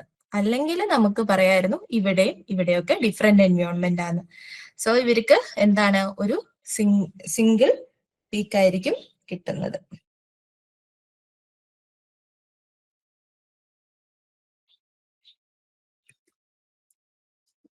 ഓക്കെ, ഇനി 5th question. What is the delta value for TMS in NMR? വളരെ സിമ്പിൾ ആയ ക്വസ്റ്റ്യൻ ആണ്, പക്ഷെ ശ്രദ്ധിച്ചിട്ടില്ല എങ്കിൽ തെറ്റും. 0 അല്ലേ? നിങ്ങൾക്കൊരു കൺഫ്യൂഷൻ തോന്നിക്കാണൂലേ 0 ആണോ 10 ആണോ എന്ന്? അതുകൊണ്ടാണ് ഇത് ഞാൻ എടുത്തിട്ടത്. കാരണം നമ്മൾ പറഞ്ഞു വരുമ്പം ഏറ്റവും എൻഡിലാണ് ഈ സാധനത്തിന്റെ വാല്യൂ കിടക്കണേന്ന് നമുക്കറിയാം. അവിടെ 0 ആണോ 10 ആണോ എന്നൊരു കൺഫ്യൂഷൻ ഉണ്ടാവരുത്. അത് 0 ന്നാണ് സ്റ്റാർട്ട് ചെയ്യണത് കേട്ടോ. ദെൻ ഇതിൽ മാർക്ക് ചെയ്ത് പോണോ? ഞാൻ കുറെയൊക്കെ എക്സ്പ്ലനേഷൻ ഞാൻ കുറച്ച് എക്സ്പ്ലനേഷൻ ആഡ് ചെയ്തിട്ടുണ്ട്. മിസ്സേ മാർക്ക് ചെയ്ത് പോവോ മിസ്സേ? അത് പിന്നെ നോക്കുമ്പോ നമുക്ക് ആൻസർ എങ്ങനെയെങ്കിലും നോക്കാലോ. ഓക്കെ. നിങ്ങൾക്ക് PDF ആയിട്ട് തരുമ്പോ ആൻസർ ടിക്കിട്ടത് വേണോ ഇല്ലാത്ത വേണോ എന്നുള്ളത്. അതായത് നിങ്ങൾക്ക് വർക്ക്ഔട്ട് ചെയ്യാൻ പാകത്തിന് വേണോ, ആൻസർ ഉള്ളത് തന്നെ വേണോ എന്നുള്ളതാ. PDF ഇങ്ങനെ മാർക്ക് ചെയ്ത് PDF അയച്ചാൽ പോരെ നിങ്ങൾക്ക്? മതി മിസ്സേ, മാർക്ക് ചെയ്ത് മതി. ഓക്കെ. 6th ക്വസ്റ്റ്യൻ പറഞ്ഞ splitting of signal in NMR spectrum indicate. എന്താണ് NMR സ്പെക്ട്രത്തിലെ ഈ സിഗ്നലിന്റെ സ്പ്ലിറ്റിംഗ് കൊണ്ട് ഉദ്ദേശിക്കുന്നതെന്ന ഓപ്ഷൻസ് കൃത്യമായിട്ട് വായിക്കുക. Number of different kinds of protons present in different environment. എത്ര different kind protons in different environment. Second option electronic environment of each kind of proton. Then C, relative number of protons of each. Then D, number of neighboring protons present. D ആണോ മിസ്സേ? D ആണ് correct. കാരണം നമ്മൾ എന്തായിരുന്നു splitting എന്ന് പറഞ്ഞു കഴിയുമ്പോൾ നമ്മൾ തൊട്ടടുത്ത എത്ര പ്രോട്ടോൺ ഉണ്ടോ, ഇവിടെ നെയ്ബർ ആയിട്ട് 2 ഉള്ളെങ്കിൽ എന്തായിരുന്നു നമ്മൾ പഠിച്ചത്, 2+1 ആയിട്ട് അത് സ്പ്ലിറ്റ് ചെയ്യൂ എന്നുള്ളതല്ലേ നമ്മൾ പഠിച്ചായിരുന്നത്. സോ സ്പ്ലിറ്റിംഗ് എപ്പോഴും ആരെ ബേസ് ചെയ്താണ് നടക്കുന്നത്? തൊട്ടടുത്ത് കിടക്കുന്ന നെയ്ബറിംഗ് ആയിട്ട് കിടക്കുന്ന പ്രോട്ടോൺസ് എത്രണ്ണം ഉണ്ടെന്നുള്ളതിനെ ബേസ് ചെയ്താണ് സ്പ്ലിറ്റിംഗ് നടക്കുന്നത്. ഓക്കെ, അത് ഓർത്തിരിക്കുക. കാണുമ്പം എല്ലാം സിമിലർ ആയിട്ട് തോന്നും. ഓക്കെ, ദെൻ അടുത്തത് 7th ക്വസ്റ്റ്യൻ സിമ്പിൾ ആണ്. Unit of chemical shift ppm. Okay, parts per million. Okay, 8th question. Presence of electronegative atom on NMR spectra cause de-shielding and upfield, de-shielding and downfield, shielding and upfield, shielding and downfield. De-shielding and downfield. Electronegative atom വരുമ്പോ എന്താ സംഭവിക്കുന്നത്? Option പറഞ്ഞേടാ. Option B, deshielding and downfield. Okay. Option B. എല്ലാം deshielding start ചെയ്ത് മാത്രമേ കേട്ടുള്ളൂ. Okay, option B correct ആണ്. Deshielding ആണ് നടക്കുന്നത്. ഇലക്ട്രോനെഗറ്റീവ് ആറ്റം വരുമ്പോ എന്ത് സംഭവിക്കും? ഇവര് ഒരു പ്രോട്ടോണിനടുത്തുള്ള ആറ്റത്തിനെല്ലാം ഇവര് വലിച്ച് നീക്കും. ഇവരുടെ അടുത്തോട്ട് അട്രാക്ട് ചെയ്യും. സോ എന്താണ് അവിടെ ഡീഷീൽഡിങ് സംഭവിക്കുന്നു. സോ എക്സ്പീരിയൻസ് ചെയ്യുന്ന മാഗ്നറ്റിക് ഫീൽഡിന്റെ എഫക്റ്റ് കൂടുന്നു. That means chemical shift value കൂടുന്നു, ഡൗൺ ഫീൽഡ് ആവുന്നു. ഓക്കെ, ഇത്രയും കാര്യം റിലേറ്റ് ചെയ്ത് നോക്കുക. ഇടയ്ക്കിടയ്ക്ക് ഓരോ പിക്ചർ ആഡ് ചെയ്ത്, അതുകൊണ്ടാണ് നിങ്ങൾ ഓരോ ക്വസ്റ്റ്യനിൽ കൂടെയും കടന്നു പോകുമ്പം റിപ്പീറ്റ് ചെയ്യുമ്പോൾ നിങ്ങൾക്കത് കൂടുതൽ ക്ലിയർ ആയി വരും കേട്ടോ. Okay. Coupling constant value J depends upon magnetic field, is independent of field strength, depends upon reference standard used. then depends on solvents used. ഏതായിരിക്കും? കപ്ലിംഗ് കോൺസ്റ്റന്റ് എന്തായിരുന്നു? width അല്ലേ? 2 പീക്സ് തമ്മിലുള്ള ആ ഒരു length. Two types coupling constant ഉണ്ടായിരുന്നു. ഏതൊക്കെയായിരുന്നു? നമ്മൾ പഠിച്ചായിരുന്നു. 2 ടൈപ്പാണ് കൂടുതൽ. ഇതിന്റെ മാക്സിമം 4 ബോണ്ട് വരെയൊക്കെയാണ്, അല്ല 4ൽ താഴെ ബോണ്ട് വരെയാണ് ഇതിന് അതായത് കൺസിഡർ ചെയ്യുള്ളൂ. കുറച്ച് പോയിന്റുകൾ അങ്ങനെ പഠിച്ചായിരുന്നല്ലോ. 2 പ്രധാനപ്പെട്ട വിസിനലും ജെമിനൽ ബോണ്ട്. ഓക്കെ, ജെമിനൽ കപ്ലിങ്ങും വിസിനൽ കപ്ലിങ്ങും ഉണ്ട്. സോ 2J എന്ന് പറയുന്നത് ജെമിനൽ, അതായത് 2 ബോണ്ടിന്റെ ഇതിൽ വരുന്ന 2J എന്ന് പറയുന്നത് ജെമിനൽ കപ്ലിങ്ങും വിസിനൽ കപ്ലിങ് 3Jയും. ഓക്കെ, അപ്പം ഇതിന്റെ ആൻസർ എന്ത് വരും നോക്കിക്കേ. ഇത് മാഗ്നറ്റിക് ഫീൽഡിനെ ഡിപ്പെൻഡ് ചെയ്താണോ ഇത് വരുന്നത്? അല്ലല്ലോ. മാഗ്നറ്റിക് ഫീൽഡ് അല്ല, ഓരോ കോമ്പൗണ്ടിനും ഈ പറയുന്ന കപ്ലിംഗ് കോൺസ്റ്റന്റ് എന്ന് പറയുന്ന ഒരു കോൺസ്റ്റന്റ് വാല്യൂ ആണ്. ഇത് ശരിക്കും എവിടെയാണ്? നെയ്ബറിംഗ് ആയിട്ടുള്ള ഈ ബോണ്ടിനെ മാത്രമാണ് ഇത്, അതായത് തൊട്ടടുത്ത ബോണ്ടിങ്ങിൽ ഇരിക്കുന്ന പ്രോട്ടോണിന്റെ സ്പിന്നുകൾ തമ്മിലുള്ള ന്യൂക്ലിയർ സ്പിൻ. ഈ തൊട്ടടുത്ത ബോണ്ടിങ്ങിൽ, അതായത് ഒന്നെങ്കിൽ നമ്മുടെ സെയിം ആറ്റത്തിൽ തന്നെ ആവാം, ഒരേ ആറ്റത്തിലോട്ടുള്ള 2 ആറ്റങ്ങൾ തമ്മിലുള്ള അവരുടെ സ്പിന്നുകൾ തമ്മിലുള്ള കപ്ലിംഗ് ആവാം, അല്ലെങ്കിൽ തൊട്ട നെയ്ബറിംഗ് ആറ്റത്തിന്റെ ബോണ്ടിലുള്ള സ്പിന്നുകൾ തമ്മിലുള്ള അവരുടെ ന്യൂക്ലിയർ സ്പിൻസ് തമ്മിലുള്ള കപ്ലിംഗ് ആവാം. ഇതൊരിക്കലും എന്താണ്, ഈ നമ്മൾ അപ്ലൈ ചെയ്യുന്ന മാഗ്നറ്റിക് ഫീൽഡിനെ ഡിപ്പെൻഡ് ചെയ്തായിരിക്കില്ല.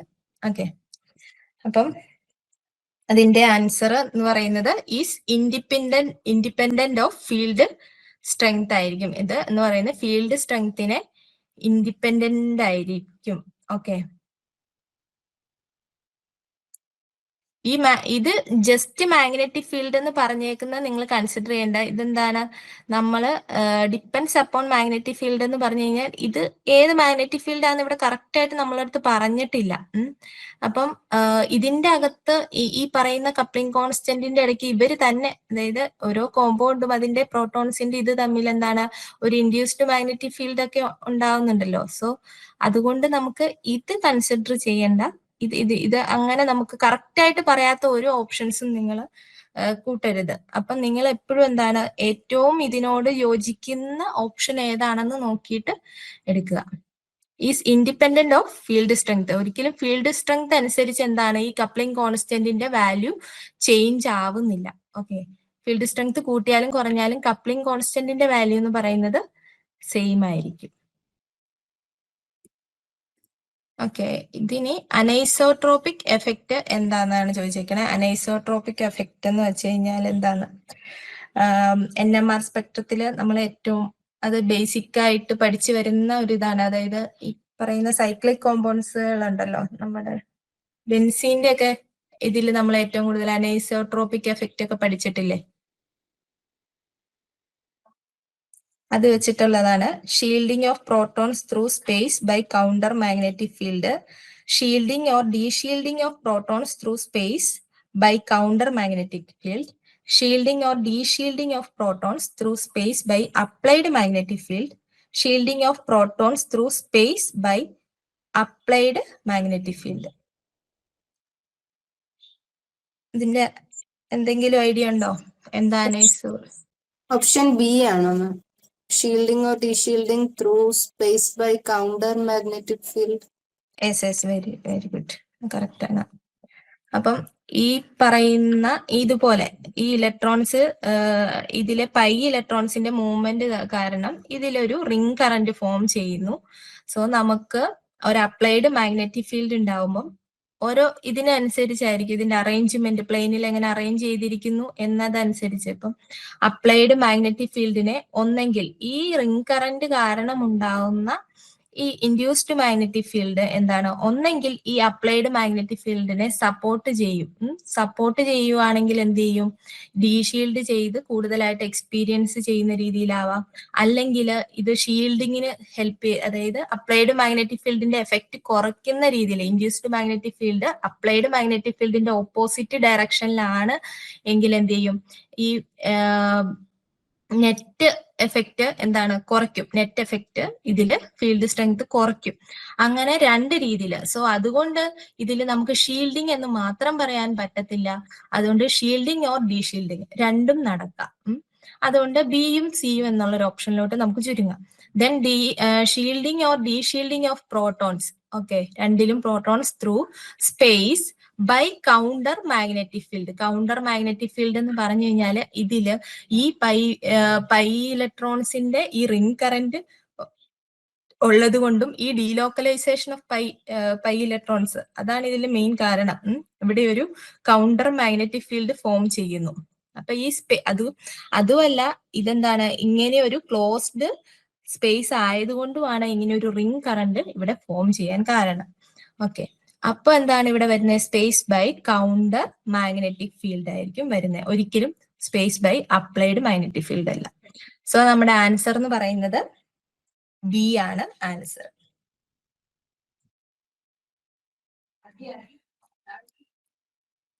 ഓക്കെ, ഒരു question. Would you expect the following compound to absorb radiation in a visible region? ഒരു കോമ്പൗണ്ട് തന്നിട്ടുണ്ട്. ഇത് എന്ന് പറയുന്നത് വിസിബിൾ റീജിയനിലെ റേഡിയേഷൻ അബ്സോർബ് ചെയ്യുമെന്നാണ് ചോദിച്ചേക്കുന്നത്. ഓക്കെ, ഇത് കണ്ടിട്ട് ഏത് പാർട്ടായിരിക്കും അപ്ലൈ ചെയ്യണ്ടേ? ഏത് റൂൾ ആയിരിക്കും ഇവിടെ? വുഡ്വാർഡ് ഫീസർ വുഡ്വാർഡ് ഫീസർ റൂൾ വെച്ചിട്ട് നമ്മൾ എന്ത് ചെയ്യണം? ഇതിന്റെ ലാംഡ മാക്സ് കണ്ടുപിടിക്കണം. ദെൻ ആ ലാംഡ മാക്സ് എവിടെ ഉണ്ട് എന്ന് നോക്കണം. നമ്മുടെ വിസിബിൾ റീജിയന്റെ റേഞ്ചിലാണോ എന്നുള്ളത് നോക്കുക. അപ്പൊ നമുക്ക് ഇതിന്റെ ആൻസർ കിട്ടും. ഓക്കെ, ഇതിലോട്ട് നോക്കിക്കഴിഞ്ഞാൽ അസൈക്ലിക് കോൺജുഗേറ്റഡ് ഡൈൻ ആണ്. ഡൈൻ എന്ന് പറഞ്ഞാൽ അറിയാലോ, ഓൾട്ടർനേറ്റീവ് ആയിട്ട് ഡബിൾ ബോണ്ട് വന്നേക്കുന്നു, ഡൈൻ ആണെന്ന് തിരിച്ചറിയാം. ദെൻ 2 റിംഗ് റെസിഡ്യൂ ഉണ്ട്. ദെൻ 1 എക്സോസൈക്ലിക് ഡബിൾ ബോണ്ട് ഉണ്ട്. ഇത് എക്സോസൈക്ലിക്, ഇത് നീട്ടിയാൽ ഇങ്ങോട്ടേക്ക് പോകും, exocyclic double bond. So then alkyl substituents എണ്ണിക്കഴിഞ്ഞാൽ 8 എണ്ണം ഉണ്ട്. ഓക്കെ, കാൽക്കുലേറ്റ് ചെയ്തപ്പോൾ നമുക്ക് കിട്ടിയ വാല്യൂ ലാംഡ മാക്സ് എന്ന് പറയുന്നത് 272 നാനോമീറ്റർ ആണ്. ഇത് വിസിബിൾ റീജിയനിൽ ഉൾക്കൊള്ളുവോ? ഉണ്ടോ? വിസിബിൾ റീജിയൻ എന്ന് പറയുമ്പോൾ 400 തൊട്ട് 700 വരെയാണ് വരുന്നത്. സോ ഇത് 272 ആണ്. അതുകൊണ്ട് ഇത് വരത്തില്ല, നമ്മുടെ വിസിബിൾ റീജിയനിൽ വരത്തില്ല. സോ നമ്മുടെ ആൻസർ നോ ആയിരിക്കും. Okay, the lambda max for the following compound is likely to be. ഇതിന്റെ വാല്യൂ കണ്ടുപിടിക്കാനാണ്, സിമ്പിൾ ആയിട്ട്. വാല്യൂസ് ഒക്കെ നിങ്ങൾ പഠിച്ചോ നിങ്ങൾക്ക് ചെയ്യാനായിട്ട്?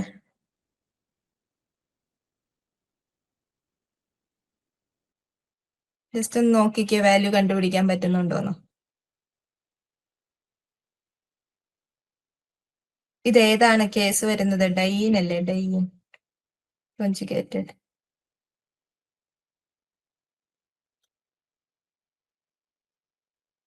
ഓക്കെ, ഇത് ഹെട്രോ അനുലാർ ഡൈൻ ആണ് വരുന്നത്. ഇതിലോട്ട് നോക്കിക്കഴിഞ്ഞാൽ 3 റിംഗ് റെസിഡ്യൂ ആണ് വരുന്നത്.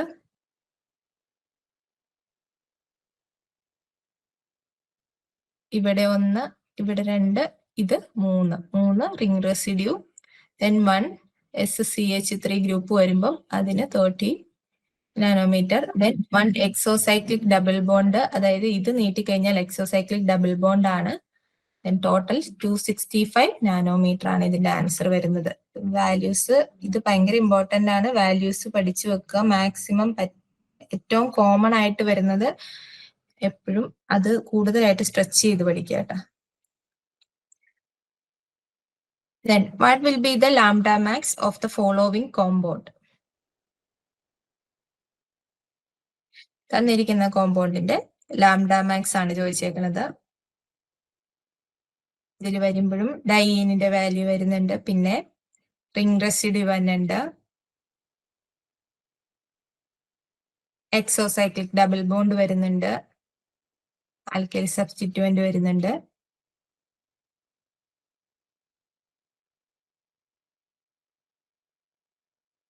ഓക്കെ, ഇതില് ഹോമോ അനുലാർ ഡയീൻ ആണ്. സോ 253 വന്നു. ദെൻ ഒരു ആൽക്കൈൽ സബ്സ്റ്റിറ്റ്യൂവന്റ് ഉണ്ട് 5 നാനോമീറ്റർ. ദെൻ 5 റിംഗ് റെസിഡ്യൂ ആണ് വന്നേക്കുന്നത്. 5 റിംഗ് റെസിഡ്യൂ 4 5 1 2 3 4. ദെൻ ഇവിടെ വരുമ്പോ 5 റിംഗ് റെസിഡ്യൂ വന്നിട്ടുണ്ട്. Then extended conjugation. ഇത് നോക്കി, ഈ ഡൈയിൻ കഴിഞ്ഞു, ഈ ഇത്രയും ഭാഗം കഴിഞ്ഞിട്ട് പിന്നെ അത് എക്സ്റ്റെൻഡ് ചെയ്ത് പോയിട്ടുണ്ട്. സോ 1 എക്സ്റ്റെൻഡഡ് കോൺജുഗേഷൻ വന്നു. എക്സോസൈക്ലിക് ഡബിൾ ബോണ്ട് എന്ന് പറയുന്നത് ഈ ബോണ്ട് ആയിരിക്കും. അങ്ങനെ മൊത്തത്തില് 318 നാനോമീറ്റർ ആണ് ആൻസർ കിട്ടുന്നത്. ഒരു പിക്ചർ കിട്ടി കഴിയുമ്പോൾ നിങ്ങൾ അതിനെ മാക്സിമം ഒന്ന് ഒരു വട്ടം ഒന്ന് നോക്കിയാൽ പോരാ, ഒരു 5-8 വട്ടമെങ്കിലും നോക്കണം കേട്ടോ. ഇതിലിപ്പോ നമ്മൾ പെട്ടെന്ന് ശ്രദ്ധിക്കാണ്ട് പോകും. ഈ 5 റിംഗ് റെസിഡ്യൂവിന് വരാൻ ചിലപ്പോൾ പെട്ടെന്ന് 1 2 ഇത് രണ്ടും എടുത്തിട്ട് മാത്രം കാര്യമില്ലല്ലോ. ഇവിടെയുള്ള 3 പേരെയും കൂടെ എല്ലാം കൃത്യമായിട്ട് ശ്രദ്ധിക്കണം. അതായത് കുറച്ച് ടൈം എടുത്ത് നിങ്ങൾ ഇത് സൂക്ഷിച്ച് നോക്കണം. എവിടെയെങ്കിലും എന്തെങ്കിലും ലൂപ്പ് ഹോൾ അവർ ഇട്ടിട്ടുണ്ടാവൂല്ലോ ചിലപ്പോൾ.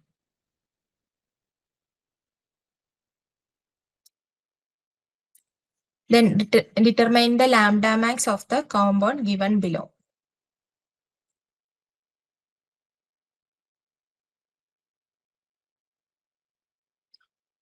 Ring residue ഉണ്ട്, എക്സോസൈക്ലിക് ഉണ്ട്.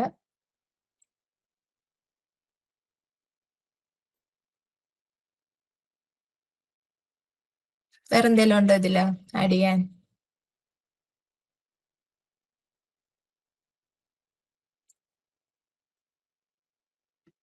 ഇങ്ങോട്ട് വന്നപ്പോഴത്തേന് ആരും ഒന്നും മിണ്ടുന്നില്ലല്ലോ. വാല്യൂസ് ഒന്നും ആയില്ലേ? ഹോമോ അനുലാർ ഡൈയിൻ വാല്യൂ ആദ്യം കൊടുക്കുക. കാരണം ഒരു റിങ്ങിലാണ് ഈ 2 ബോണ്ടും, ഡൈയിന്റെ 2 ബോണ്ടും വന്നേക്കുന്നത്. സോ ഹോമോ അനുലാർ 253 ആഡ് ചെയ്തു. ദെൻ 4 റിംഗ് റെസിഡ്യൂസ് ഉണ്ട്. നോക്കിക്കേ, 4 റിംഗ് റെസിഡ്യൂ എന്ന് പറഞ്ഞു കഴിഞ്ഞാൽ ഇതിന്റെ അടുത്തേക്ക് നോക്കിയാൽ 1 2 ഇവിടെ 2 എണ്ണം വന്നു. ഇവിടെയും 2 റിംഗ് റെസിഡ്യൂ പാർട്ട് ഉണ്ട്. സോ 4 റിംഗ് റെസിഡ്യൂസ് വന്നു. ദെൻ എക്സോസൈക്ലിക്, ഈ 2 ബോണ്ടും എന്താണ്? എക്സോസൈക്ലിക് ഡബിൾ ബോൺസ് ആണ്. സോ ടോട്ടൽ എന്തോ മിസ്, ആ റിംഗ് റെസിഡ്യൂ എങ്ങനെയാണ് നമ്മൾ അത് എടുക്കണേന്ന് ഒന്നും കൂടെ പറയാമോ? അത് ക്ലിയർ ആയിട്ടില്ല. എടാ, ഈ ഡൈയിൻ വരുമ്പം എത്രയാണ്? നമ്മൾ പറഞ്ഞു ഓൾട്ടർനേറ്റീവ് ആയിട്ടുള്ള ഡബിൾ ബോണ്ട്. അപ്പൊ നമ്മള് സിസ്റ്റം എടുക്കുമ്പം നമ്മൾ ആദ്യം ഞാൻ അന്ന് പഠിപ്പിച്ചപ്പോ പറഞ്ഞത് എങ്ങനെയായിരുന്നു? ഇങ്ങനെ ഡബിൾ തന്നെ. ബോണ്ട് കഴിഞ്ഞിട്ട് ഇതാണ് നമ്മുടെ സിസ്റ്റം, ഡൈയിൻ, ഹോമോനുലാർ ഡൈയിൻ സിസ്റ്റം. സോ ഈ സിസ്റ്റത്തിലേക്ക് അറ്റാച്ച് ചെയ്തിരിക്കുന്ന റിങ്ങിന്റെ പാർട്ട് ആണെങ്കിൽ ഇത് കണ്ടോ, ഇതെന്ന് പറയുന്നത് എന്താണ്? ഈ അറ്റാച്ച് ചെയ്തേക്കുന്നത് മേ ബി ഒരു ആൽക്കൈൽ പാർട്ടോ എന്തേലും ആകാം. പക്ഷെ ഇവിടെ എന്താണ്? ഇതൊരു റിങ്ങിന്റെ പാർട്ടാണ്. സോ അതിനെയാണ് റിംഗ് റെസിഡ്യൂ എന്ന് പറയുന്നത്. ഇത് നോക്കി, ഇതും എന്താണ്? ഒരു ബോണ്ട് മൂവ് ചെയ്തേക്കണ എങ്ങോട്ടാ? വീണ്ടും വേറൊരു റിംഗ് അല്ല, സെയിം റിംഗ് ആണ്. പക്ഷെ എന്താണ്? ഈ ബോണ്ടും എന്ന് പറയുന്നത് എന്താണ്? അതും ഒരു റിങ്ങിന്റെ പാർട്ടാണ്. അപ്പൊ അതിനെയും നമ്മൾ രണ്ടാമത് മറ്റൊരു റിംഗ് റെസിഡ്യൂ ആയിട്ട് എടുക്കുന്നത്. ദെൻ ഇത് ഇവിടെ ഡൈയിന്റെ ഭാഗത്തെ അല്ലെ, ഡൈയിന്റെ ഈ എൻഡിൽ നിന്ന് പോയേക്കണ ഒരു പാർട്ട് എന്ന് പറയുന്നത് എന്താണ്? ഒരു റിംഗ് റെസിഡ്യൂ ആണ് അറ്റാച്ച് ചെയ്തേക്കുന്നത്. ദെൻ ഇവിടെ ഒരു ring residue. So total 4 ring residue. അങ്ങനെയാണ് റിംഗ് റെസിഡ്യൂ എടുക്കേണ്ടത്. ഇപ്പൊ ഈ കേസിൽ നോക്കിക്കഴിയുമ്പം ഇവിടെ നമ്മൾ പറഞ്ഞു ഇത് എക്സ്റ്റെൻഡഡ് കോൺജുഗേഷൻ ഉണ്ട്. അപ്പൊ നമ്മുടെ സിസ്റ്റം ഇതായിരുന്നു നമ്മൾ എടുക്കേണ്ട, ഇവിടം വരെ ആയിരുന്നു. പക്ഷെ ഇത് എക്സ്റ്റെൻഡ് ചെയ്ത് എവിടം വരെ പോയിട്ടുണ്ട്? ഇവിടം വരെ പോയി. ഇതാണ് നമ്മുടെ സിസ്റ്റം. ഓക്കെ, ഇതില് 1 2 3 4 5 കണ്ടോ? ക്ലിയർ ആയോ? ഓക്കെ മിസ്, ക്ലിയർ ആയി. Thank you. അപ്പോ ഇതിന്റെ answer 283 nanometre.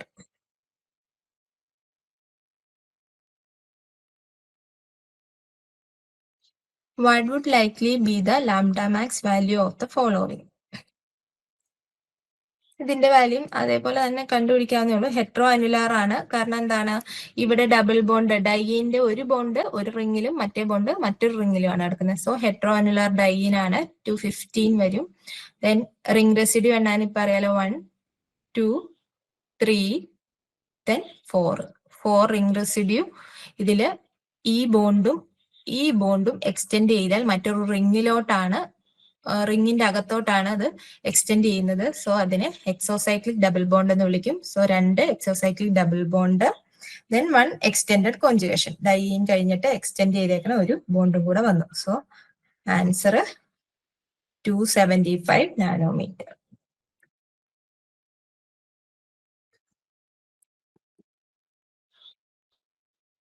Then predict the wavelength of maximum absorption of the following compound.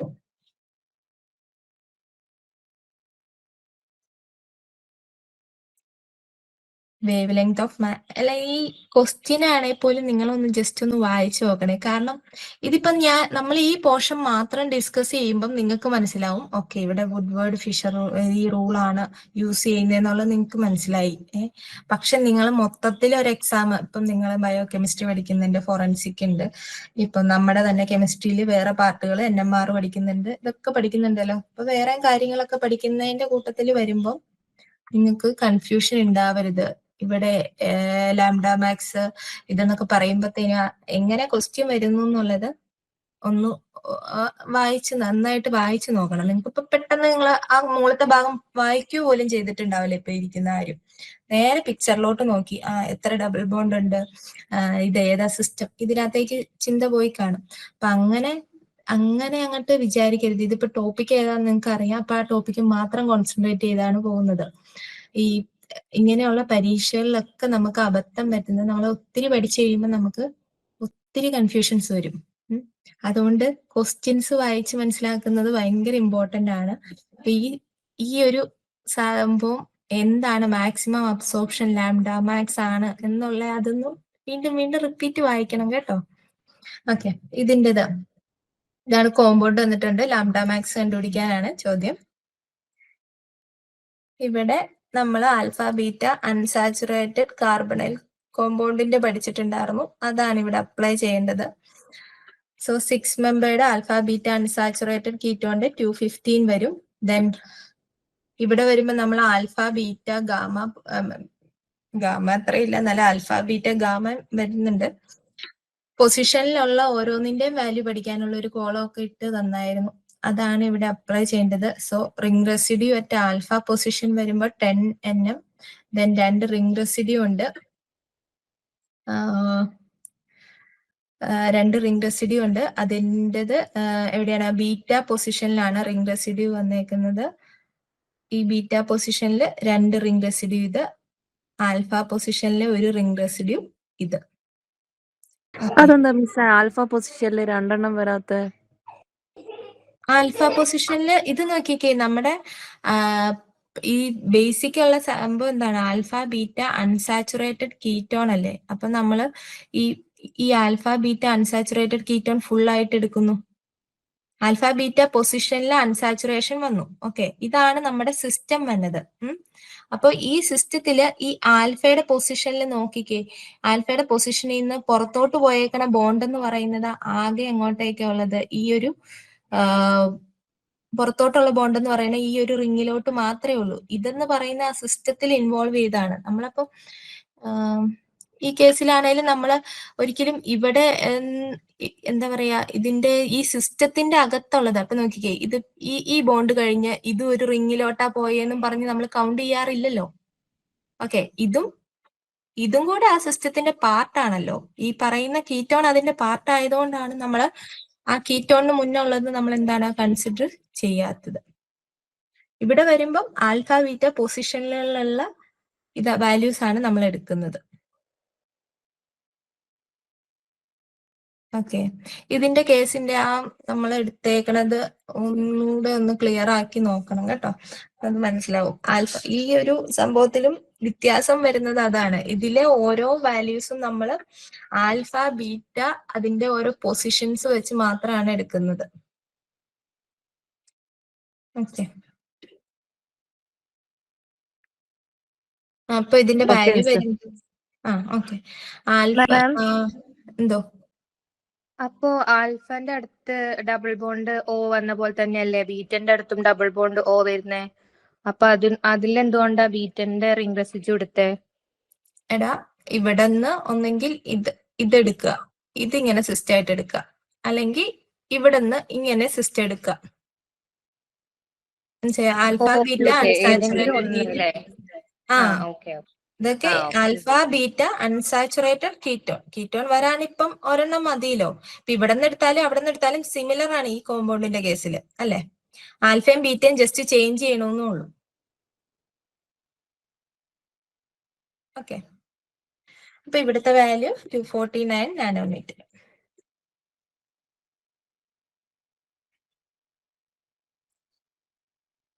Expected absorption maxima lambda max of the following compound.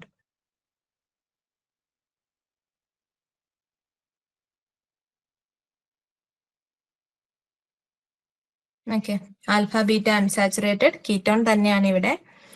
So alpha പൊസിഷനില് ring residue ഉണ്ട് അല്ലെ, ഇത് നമ്മുടെ ring residue. Then 2 alkyl group എവിടെയാണുള്ളത്? ഇതാണ് beta പൊസിഷനിൽ നിന്ന് 2 alkyl groups വന്നിട്ടുണ്ട്. ദെൻ ഈ ഡബിൾ ബോണ്ട് നമ്മൾ എക്സ്റ്റെൻഡ് ചെയ്ത് നോക്കിയാൽ എങ്ങോട്ട് പോകും? റിങ്ങിന്റെ അകത്തോട്ട് പോകും. 1 exocycle double bond. So total 254 nanometre ആണ് ആൻസർ വരുന്നത്. ഡൗട്ട് ഉണ്ടോ ഇതില്? ഇപ്പം കറക്റ്റ് ആയോ റിംഗ് റെസിഡ്യൂ എടുക്കുന്നത്? അല്ല, ആൽഫയും ബീറ്റയുടെയും പൊസിഷനിൽ നിന്ന് എടുത്തത് മനസ്സിലായില്ലേ?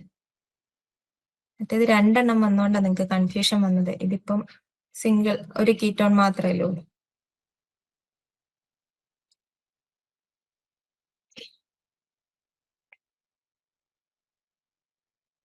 What would be the absorption maxima of the following compound? ഇതും കീറ്റോൺ ഗ്രൂപ്പ് ഉണ്ട്. സോ എന്താണ്? ആൽഫ ബീറ്റ അൺസാച്ചുറേറ്റഡ് കീറ്റോൺ ആണ്. അപ്പം അതിന്റെ ബേസിക് ആയിട്ടുള്ള വാല്യൂ എടുത്തു, ബേസ് വാല്യൂ എടുത്തു. ദെൻ നമ്മുടെ ഡബിൾ ബോണ്ട് എക്സ്റ്റെൻഡ് ചെയ്ത് പോയിട്ടുണ്ട് അല്ലെ. ഈ ഡബിൾ ബോണ്ട് കഴിഞ്ഞ് വീണ്ടും എക്സ്റ്റെൻഡഡ് കോൺജുഗേഷൻ പോയിട്ടുണ്ട്. So double bond extended conjugation എത്രണ്ണം ഉണ്ട്? ഇവിടെ ഒരെണ്ണം എക്സ്ട്രാ വന്നു, പിന്നെയും ഒരെണ്ണം വന്നു. അങ്ങനെ 2 ഡബിൾ ബോണ്ട് എക്സ്റ്റെൻഡഡ് കോൺജുഗേഷൻ അതിൽ വരുന്നുണ്ട്. ദെൻ ഇത് ആൽഫ, ഇത് ബീറ്റ, ഇത് ഗാമ, ഇത് ഡെൽറ്റ. ഓക്കെ, അപ്പം ഇതിൽ വന്നു കഴിയുമ്പം 3 ഡെൽറ്റയില് 3 റിംഗ് റെസിഡ്യൂസ് എങ്ങനെയാന്ന്? കേട്ടാടാ, 3 ring residue.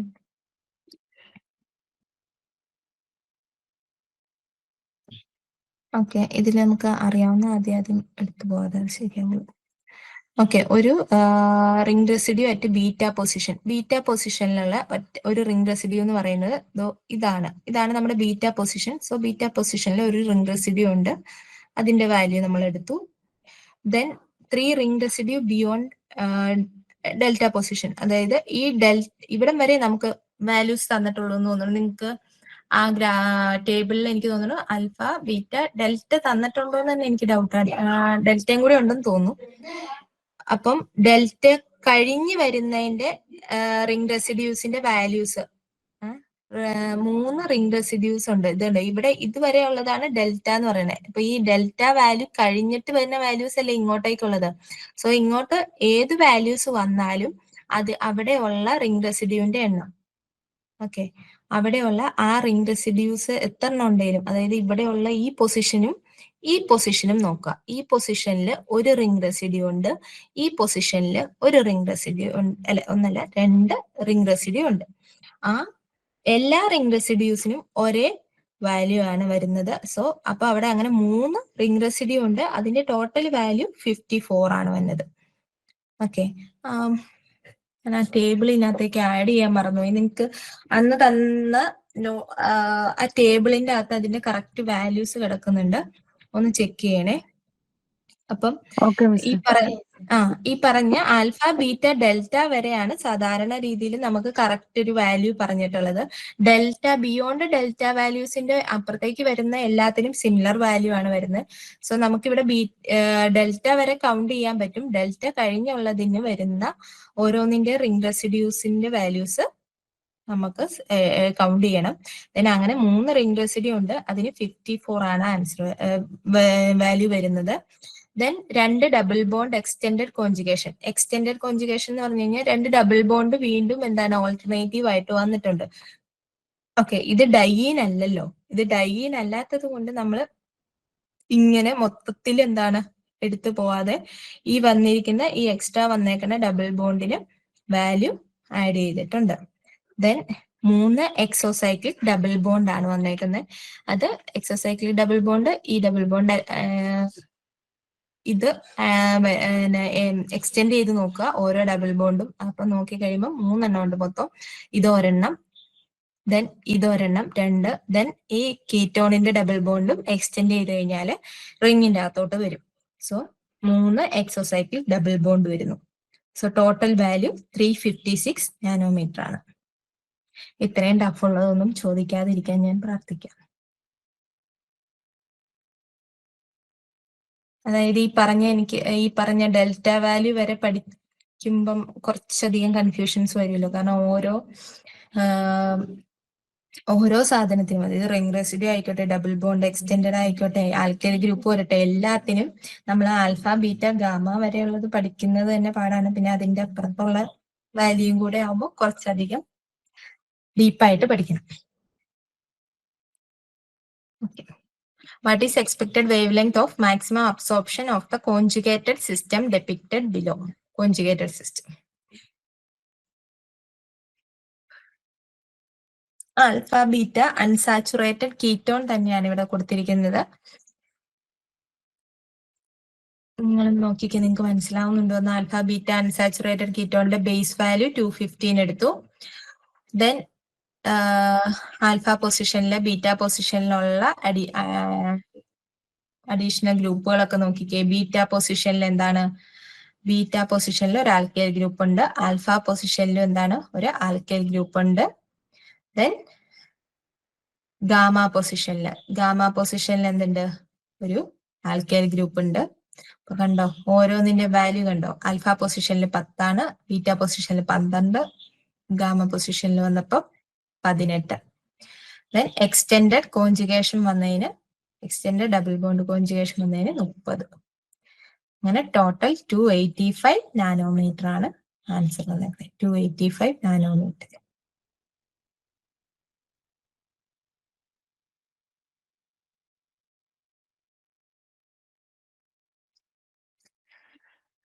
What will be the most characteristic IR absorption peak to distinguish the following 2 compounds? 2 compound തന്നിട്ടുണ്ട്. സോ നമ്മുടെ അടുത്ത് ചോദിച്ചേക്കുന്ന എന്താണ്? ഈ 2 കോമ്പൗണ്ടിനെയും ഡിസ്റ്റിങ്ക്യൂഷ് ചെയ്യാൻ വേണ്ടി നമ്മളെ ഹെൽപ്പ് ചെയ്യുന്ന ഒരു ക്യാരക്ടറിസ്റ്റിക്സ് IR അബ്സോർപ്ഷൻ ഏത് വേവ് നമ്പറിലാണ്? താഴെ കുറെ വേവ് നമ്പേഴ്സ് കൊടുത്തിട്ടുണ്ട്, അതിലേതിലാണ് എന്നാണ് ചോദിച്ചേക്കുന്നത്. അപ്പൊ നമ്മൾക്ക് ഇതിനെ എങ്ങനെ ഡിസ്റ്റിങ്ക്യൂഷ് ചെയ്യാൻ പറ്റും, ഏത് ബോണ്ടിന്റെ ഇതിൽ ഡിസ്റ്റിങ്ക്യൂഷ് ചെയ്യാൻ പറ്റും എന്ന് ആദ്യം നോക്കണം. എന്താണ് ഇവിടെ ഉള്ളത്? ഇവിടെ ഒരു CH3 ഗ്രൂപ്പാണ് വന്നേക്കുന്നത്. ദെൻ ഇവിടെ വന്നു കഴിയുമ്പം ഇവിടത്തെ ഒരു ഡബിൾ ബോണ്ട് ഉണ്ട്. സോ എന്താണ്? sp2 കാർബൺ ആണ് ഇവിടെ ഉള്ളത്. സോ sp2 കാർബണിലെ ഹൈഡ്രജന്റെ, അതായത് CH ബോണ്ട് നമുക്ക് നോക്കാം. ഇവിടെ എല്ലാം sp3 അല്ലേ വരുന്നേ. ഇങ്ങോട്ട് വന്നു കഴിഞ്ഞാല് CH ബോണ്ട്, അതായത് sp2 CH ബോണ്ട് എന്ന് പറയുന്നത് എന്താണ്? കുറച്ചുകൂടി സ്ട്രോങ്ങർ ആണ്. സോ അതിന്റെ പീക്ക് എന്ന് പറയുന്നത്, പീക്ക് വാല്യൂ CH ബോണ്ടിന്റെ ആ പീക്ക് വാല്യൂ നിങ്ങൾക്ക് ഒരു ഏകദേശം, ഈ പീക്ക് വാല്യൂസ് പഠിക്കുമ്പം എക്സാക്ട് വാല്യൂസ് നമുക്ക് പഠിച്ചിരിക്കുക എന്ന് പറയുന്നത് പോസിബിൾ അല്ല. നമ്മൾ പഠിക്കുന്ന എക്സാക്ട് വാല്യൂ ഇതിൽ ഇപ്പൊ ഓപ്ഷനിൽ ഉണ്ടാവണം എന്നില്ല. പല എഫക്റ്റുകൾ കൊണ്ടും ഈ ചെറിയ ചെറിയ വേരിയേഷൻസ് ഒക്കെ ഇതിന് വരാം. അപ്പൊ നമ്മൾ എപ്പോഴും പഠിക്കുമ്പോൾ ഒരു റേഞ്ച് ഉണ്ടാവുമല്ലോ, ഏകദേശം ഇത് ഈ ഒരു റേഞ്ചിന് ഈ ഒരു അടുത്തായിരിക്കും. നിങ്ങൾക്ക് ഇത് കാണുമ്പോൾ ഒരിക്കലും നോക്കിക്കേ, ഒന്നും ഒരുപാട് അടുത്ത് കിടക്കുന്ന വാല്യൂസ് അല്ലല്ലോ തന്നേക്കുന്നേ. ഒരു 3000, 1000, 2000, 1700 ഇതൊന്നും എന്താണ് വളരെ അടുത്തടുത്ത് കിടക്കുന്ന വാല്യൂസ് അല്ല.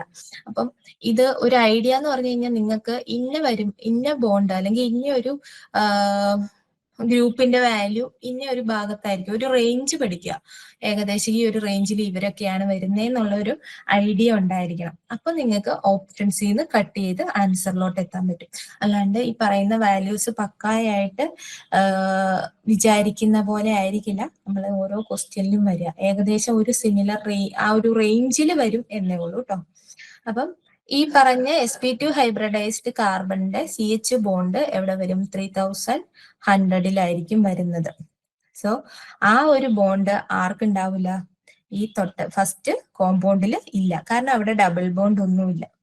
ഇവിടെ ആകെ ഒരു പെക്യുലർ ആയിട്ട് കിടക്കുന്നത് sp2 ഹൈബ്രിഡൈസ്ഡ് കാർബൺ അല്ലെങ്കിൽ ഡബിൾ ബോണ്ട് ഉള്ളതാണ് അതിന്റെ പെക്യുലാരിറ്റി എന്ന് പറയുന്നത്. സോ നമുക്ക് ഈ പറയുന്ന ഈ 3100 ഒരു അബ്സോർപ്ഷൻ പീക്ക് കിട്ടിയെങ്കിൽ നമുക്ക് ഐഡന്റിഫൈ ചെയ്യാം അത് സെക്കൻഡ് കോമ്പൗണ്ട് ആണെന്ന്. ഓക്കെ, ഡി ആണ് answer.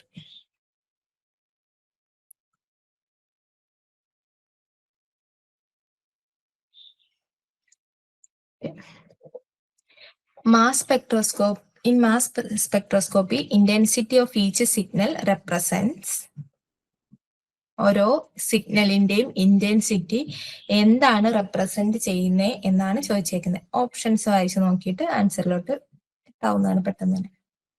Relative abundance, base peak, parent abundance, molecular mass abundance.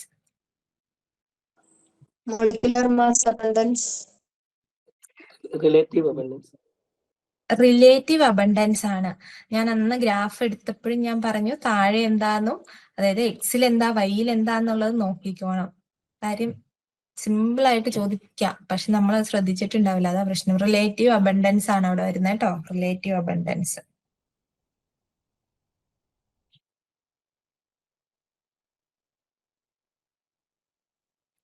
Answer അടയാളപ്പെടുത്താണ്ട് ഞാൻ ചിലപ്പോൾ പോകും, അപ്പൊ ഒന്ന് പറഞ്ഞേക്കണേ.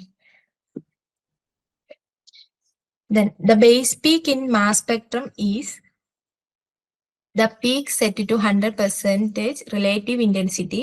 B, the lowest mass peak. C, the peak corresponding to the parent ion. D, the highest mass peak. 100% അല്ലേ? Option A. Yes, 100% കാണിച്ചേക്കുന്നതാണ് എന്ത്? Base peak എന്ന് പറയുന്നത്. Okay, then ഈ ഇവിടെ നോക്കിക്കേ, മോളിക്കുലാർ അയോൺ എന്ന് പറഞ്ഞ ഈ M+1 പീക്ക്, ഇതിന്റെ ഒക്കെ ഏകദേശം നമ്മുടെ M+1 പീക്ക് ആയിരിക്കുമല്ലോ നമ്മുടെ ഈ ഇതിനോട് ഏറ്റവും അടുത്ത് കിടക്കുന്നത്. പാരന്റ് അയോണിന്റെ ഏറ്റവും അടുത്ത് പാരന്റ് അയോൺ എന്ന് വിളിക്കുന്ന അല്ലെങ്കിൽ M+1 പീക്ക് എന്ന് പറയുന്നത് ഈ പറയുന്ന ഏറ്റവും അതായത് നമ്മുടെ മോളിക്കുലാർ അയോണിന്റെ തൊട്ടടുത്തൊക്കെ ആയിട്ടായിരിക്കും ഈ M+1 പീക്കും കിടക്കുക. ദെൻ ഈ മോളിക്കുലാർ അയൺ എന്ന് പറയുന്നത് എന്തായിരിക്കും? M/Z റേഷ്യോ ഏറ്റവും കൂടുതൽ കാണിക്കുന്ന ഒരു എന്ന് പറയുന്നത് മോളിക്കുലാർ അയോൺ ആയിരിക്കും. അതിന് നിയർ ബൈ ആയിട്ടായിരിക്കും ഈ M+1 പീക്കും കിടക്കുന്നത്. ഓക്കെ, ഇത് രണ്ടും ഏറെക്കുറെ ആ ഒരു ഇതാണ്. ഈ M+1 പീക്ക് എന്ന് പറയുമ്പോൾ നിങ്ങൾക്ക് ഒരു ഐഡിയ വേണം, നമ്മുടെ മോളിക്യൂളിനേക്കാളും ഒരു +1 ഒരു യൂണിറ്റ് മാസ് കൂടിയ ആളായിരിക്കും എന്ത്? ഈ M+1 എന്ന് പറയുന്നത്. ദെൻ ഇതിന്റെ charge may be most probably എന്തായിരിക്കും? ഇസഡ് വാല്യൂ എന്ന് പറയുന്ന ഒരു സിംഗിൾ അയോൺ ആയിട്ട്, അതായത് സിംഗിൾ ചാർജഡ് ആയിട്ട്, അതായത് +1 ആയിട്ടുള്ള ഒരു ചാർജോ ആ ഒരു രീതിയിലാണ് വരാറുള്ളത്. സോ അതൊരു യൂണിറ്റ് ആയിട്ടായിരിക്കും. ഇസഡ് വാല്യൂ എപ്പോഴും മിക്കവാറും കേസുകളിൽ യൂണിറ്റ് ആണ് വരാറുള്ളത്. ഓക്കെ, മോളിക്കുലർ അയോണിന്റെ കേസിൽ വരുമ്പോൾ. അപ്പം ഓർത്തിരിക്കുക, ബേസ് പീക്ക് എന്ന് പറഞ്ഞു കഴിഞ്ഞാൽ 100% ഇതാണ് വരുന്നത്. അല്ല നോക്കിയേ, അപ്പം നിങ്ങൾ പറഞ്ഞു 100% എന്തുണ്ടെന്നാ പറഞ്ഞേ? റിലേറ്റീവ് ഇന്റൻസിറ്റി ആണ് ഇവിടെ പറഞ്ഞേക്കുന്നത്. ഇവിടെ റിലേറ്റീവ് അബണ്ടൻസ് അല്ലേ കൊടുത്തേക്കുന്നത്, റിലേറ്റീവ് അബണ്ടൻസ്. സോ ഇവിടെ റിലേറ്റീവ് ഇന്റൻസിറ്റി എന്നാണ് കൊടുത്തിരിക്കുന്നത്. ഇനി നിങ്ങൾ ഒന്നുകൂടെ നോക്കിക്കേ, ഇതിൽ ഹയസ്റ്റ് മാസ് പീക്ക് ഏതെങ്കിലും ചേരുമോന്ന്. ഓപ്ഷൻ ഡി ആണോ? യെസ്, ഹയസ്റ്റ് മാസ് പീക്ക് ആയിരിക്കും ആൻസർ വരിക. അത് കാരണം ഇന്റൻസിറ്റി ഇതുണ്ട്, ഇപ്പൊ ചെറുതായിട്ടൊന്ന് മാറിയുള്ളൂ. ഇന്റൻസിറ്റി 100% റിലേറ്റീവ് ഇന്റൻസിറ്റി ആണ് പറഞ്ഞിരുന്നത്. അപ്പൊ അത് വ്യത്യാസമുണ്ട്. ഹയസ്റ്റ് മാസ് പീക്ക് എന്നൊരു ഓപ്ഷനും കൂടെ നമുക്കുള്ളതുകൊണ്ട് ഏറ്റവും സ്യൂട്ടബിൾ ഏതായിരിക്കും? ഹയസ്റ്റ് മാസ് പീക്ക് ആയിരിക്കും കേട്ടോ. ഡി ആട്ടോ answer. Which of the following statement is false for mass spectroscopy? Mass spectroscopy is used to identify unknown compounds within a sample and to elucidate the structure and chemical properties of different molecules. B. Particles are characterized by their mass to charge ratios and relative abundance. ഇപ്പൊ തെറ്റായ statement അല്ലേ ചോദിച്ചേക്കുന്നത്, അത് മൈൻഡിൽ വേണേ. Then this technique basically studies the effect of ionizing energy on molecules. D. This technique can be used on all state of matter. First one ശരിയാണോ? നമ്മള് ഇതെന്തിനാ unknown compounds, ഒരു സാമ്പിളിലെ അൺനോൺ കോമ്പൗണ്ടിനെ കണ്ടുപിടിക്കാൻ അതിന്റെ കെമിക്കൽ പ്രോപ്പർട്ടി ഒക്കെ പഠിക്കാനാണ് ഉപയോഗിക്കണേ. അതെ അതെ അതെ. ഓക്കെ, രണ്ടാമത്തത് particles are characterised by their mass to charge ratios. Correct ആണ്.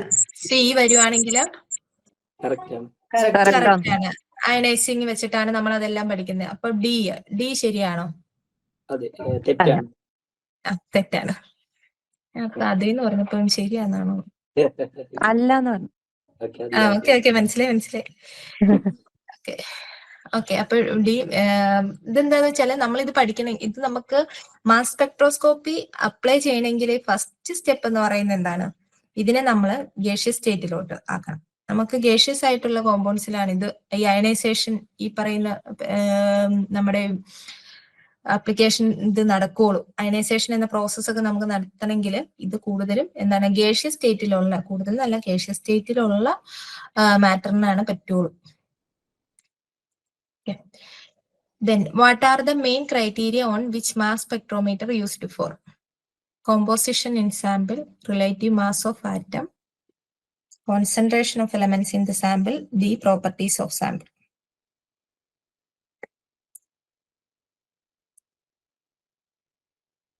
എന്ത് ക്രൈറ്റീരിയ വെച്ചിട്ടാണ് ഈ മാസ് സ്പെക്ട്രോമീറ്റർ, ഏത് ക്രൈറ്റീരിയ ആണ് ഇതിന്റെ യൂസ് ചെയ്യുന്നതെന്ന്? ഇപ്പൊ ഒരു കോമ്പൗണ്ടിന്റെ ഒരു സാമ്പിളിന്റെ ഏത് ക്രൈറ്റീരിയ ആണ് മാസ് സ്പെക്ട്രോമീറ്റർ യൂസ് ചെയ്യുന്നത്?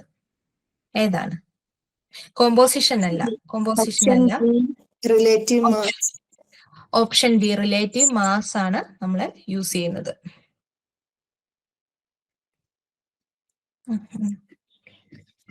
Then M+1 peak occurs for which type of isotopes? ഇത് മാസ് നമ്പർ ആണ് കേട്ടോ, ഈ 18 എന്ന് കൊടുത്തേക്കുന്നത്. 18C, 34S, 13C, 81BR. ഇതിൽ M+1 പീക്ക് ഏതാണ്?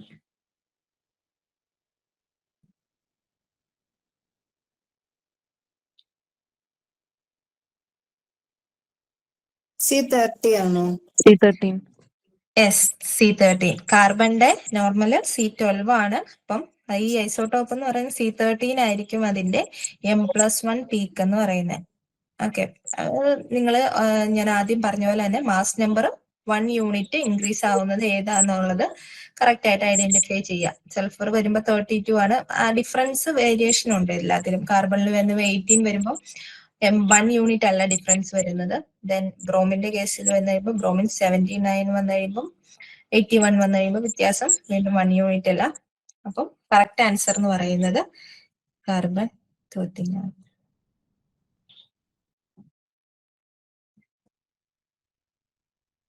Okay.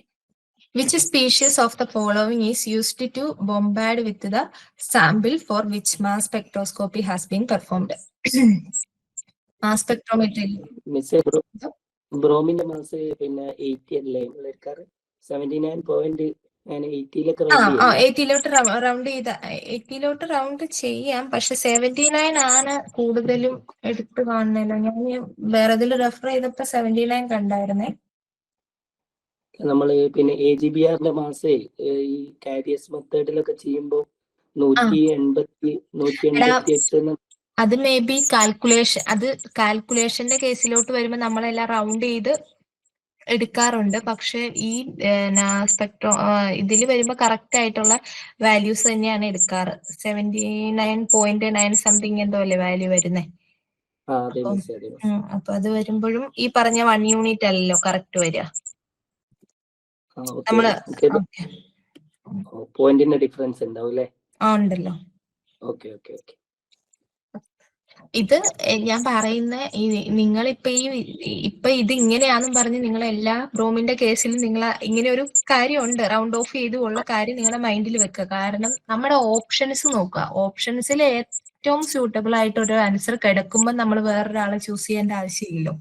അങ്ങനെ അതും കൂടെ ഒന്ന് മൈൻഡിൽ വെച്ചാൽ മതി. ഏറ്റവും ചൂസ് ചെയ്യാൻ അല്ലെങ്കിൽ ഏറ്റവും സ്യൂട്ടബിൾ ആയിട്ട് ഒരു ആൻസർ കിടക്കുമ്പോൾ നമ്മൾ വേറെ ഒരു ഇതിലോട്ട് നോക്കേണ്ടത്.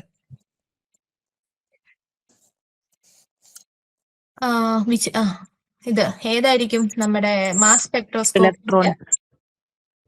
ഓക്കെ, ഇലക്ട്രോൺസ് ആണ് നമ്മള് ബൊംബാർഡ്മെന്റിന് യൂസ് ചെയ്യുന്നത്. അത് മാറിപ്പോവരുത്. നമ്മള് ഇപ്പം ഡിറ്റക്ടേഴ്സ് ഒക്കെ അത് കഴിഞ്ഞിട്ട് പഠിക്കാനുണ്ടായിരുന്നു. ഇപ്പൊ 4th യൂണിറ്റ് ഒക്കെ പഠിച്ചു കഴിയുമ്പോഴത്തേന് നിങ്ങൾക്ക് തോന്നും ചിലപ്പോൾ ന്യൂട്രോൺ ആണോ ഇനി ബൊംബാർഡ് ചെയ്യണത് എന്നൊരു ഡൗട്ട് ഉണ്ടാവരുത്. ഇലക്ട്രോൺസ് തന്നെയാണ് ഇവിടെ ബൊംബാർഡ് ചെയ്യണത്. Then separation of ions in mass spectrometer take place on the basis of which of the following? Mass to charge ratio. Okay. Mass, charge, molecular weights, mass to charge ratio. Okay. Mass to charge ratio ആണ്. ഇതാണ് നമ്മുടെ x-axis വരുന്ന value. Then which of the following statement is not true about mass spectrometry? Impurities of masses different from the one being analyzed interferes with the result. It has great sensitivity. It is suitable for data storage. It is suitable for library retrieval. എന്തെങ്കിലും idea നിങ്ങൾ നോക്ക്, നിങ്ങൾക്ക് അറിയാവുന്നൊക്കെ വെട്ടിക്കളഞ്ഞിട്ടും. Okay, ഇതിന്റെ answer എന്ന് പറയുമ്പോൾ option A ആണ് വരുന്നത്. Impurities ആയിട്ടുള്ള ഏതെങ്കിലും ഒരു ഇതിന്റെ അകത്തുണ്ടെങ്കിൽ, നമ്മൾ ഇതിന്റെ സാമ്പിളിനകത്ത് ഇമ്പ്യൂരിറ്റീസ് ഉണ്ടെങ്കിലും നമ്മൾ അനലൈസ് ചെയ്യുന്നതിന്റെ അതിൻ്റെ അകത്ത് തന്നെ വേറെ മാസസ് ഉണ്ടെങ്കിലും അവരുടെ എന്താണ് റിസൾട്ട് തമ്മിൽ ഇന്റർഫിയർ ചെയ്യത്തില്ല. കാരണം ഓരോന്നിനും ഓരോ ക്യാരക്ടറിസ്റ്റിക് പീക്കാണ് ഇതിൽ കിട്ടുന്നത്. ഇമ്പ്യൂരിറ്റീസിന്റെ ഈ പറയുന്ന മാസവുമായിട്ട് ഒരിക്കലും ഇത് ഇന്റർഫിയർ ചെയ്യത്തില്ല. ദെൻ ഇതാണ് ട്രൂ അല്ലാത്തത്. ദെൻ ഇതിന് സെൻസിറ്റിവിറ്റി ഉണ്ട്. പിന്നെ ഇത് നമ്മൾ യൂസ് ചെയ്യുന്നത് നമുക്ക് വൺസ് നമ്മളൊരു മാസ് സ്പെക്ട്രോമെട്രി വെച്ച് ഒരു കോമ്പൗണ്ടിനെ അനലൈസ് ചെയ്തു, അതിന്റെ മാസ്, അതിന്റെ പാരന്റ് അയൺ, ഇങ്ങനെയുള്ള കാര്യങ്ങളെല്ലാം നമ്മൾ അനലൈസ് ചെയ്ത് കഴിയുമ്പോൾ നമുക്ക് ഇതെന്താണ് ഒരു ഡാറ്റ ആയിട്ട് സ്റ്റോർ ചെയ്ത് വെക്കാം. സോ അതുപോലെ തന്നെ ഫർദർ നമുക്ക് ഇത് ലൈബ്രറി റിട്രീവൽ എന്ന് വെച്ച് കഴിഞ്ഞാൽ നമുക്ക് ഇത് പിന്നീട് ഒരു ഇതിനു വേണ്ടി തിരിച്ച് അതേപോലെ തന്നെ നമുക്ക് ഈ ഡാറ്റാസ് എടുക്കാനായിട്ട് സാധിക്കും. അതുകൊണ്ട് ലൈബ്രറിയിൽ നമ്മൾ എന്താണ് റെഫറൻസ് പോലെ ഇത് നമുക്ക് കീപ്പ് ചെയ്യാൻ പറ്റും.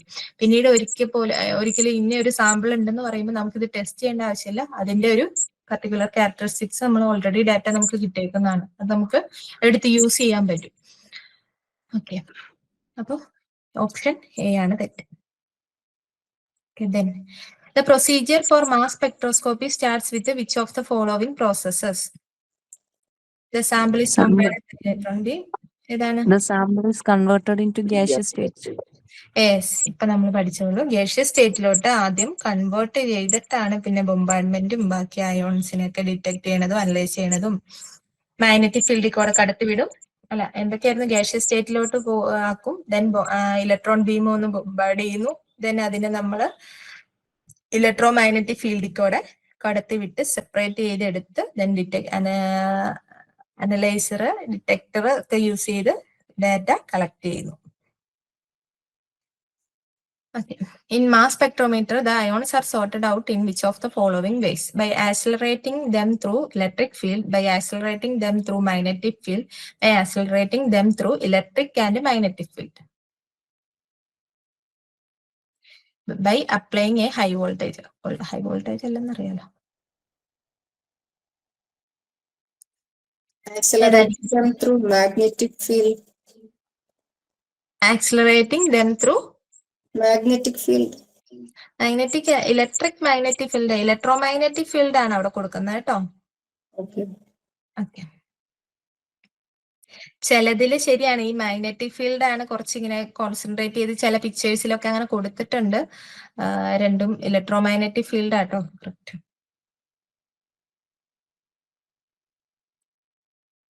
Okay, following region is known as functional group region with respect to IR spectroscopy. Direct question. ഏതായിരിക്കും functional group region? Option option C. C. C. Option C.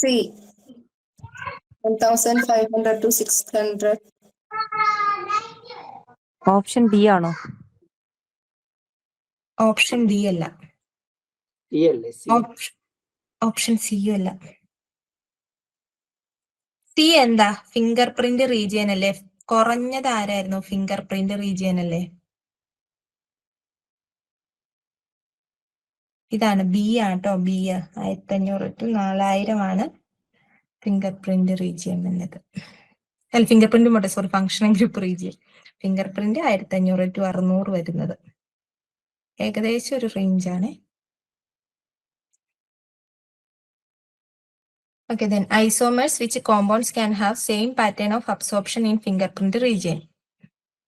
ഇതിൽ ആർക്കൊക്കെ ആയിരിക്കും സെയിം ഫിംഗർപ്രിന്റ് റീജിയൻ കിട്ടുന്നത്? ഡയാസ്റ്റീരിയോമേഴ്സ്, എനാൻഷ്യോമേഴ്സ്, ഐസോമേഴ്സ്, ഐസോസ്റ്റേഴ്സ്.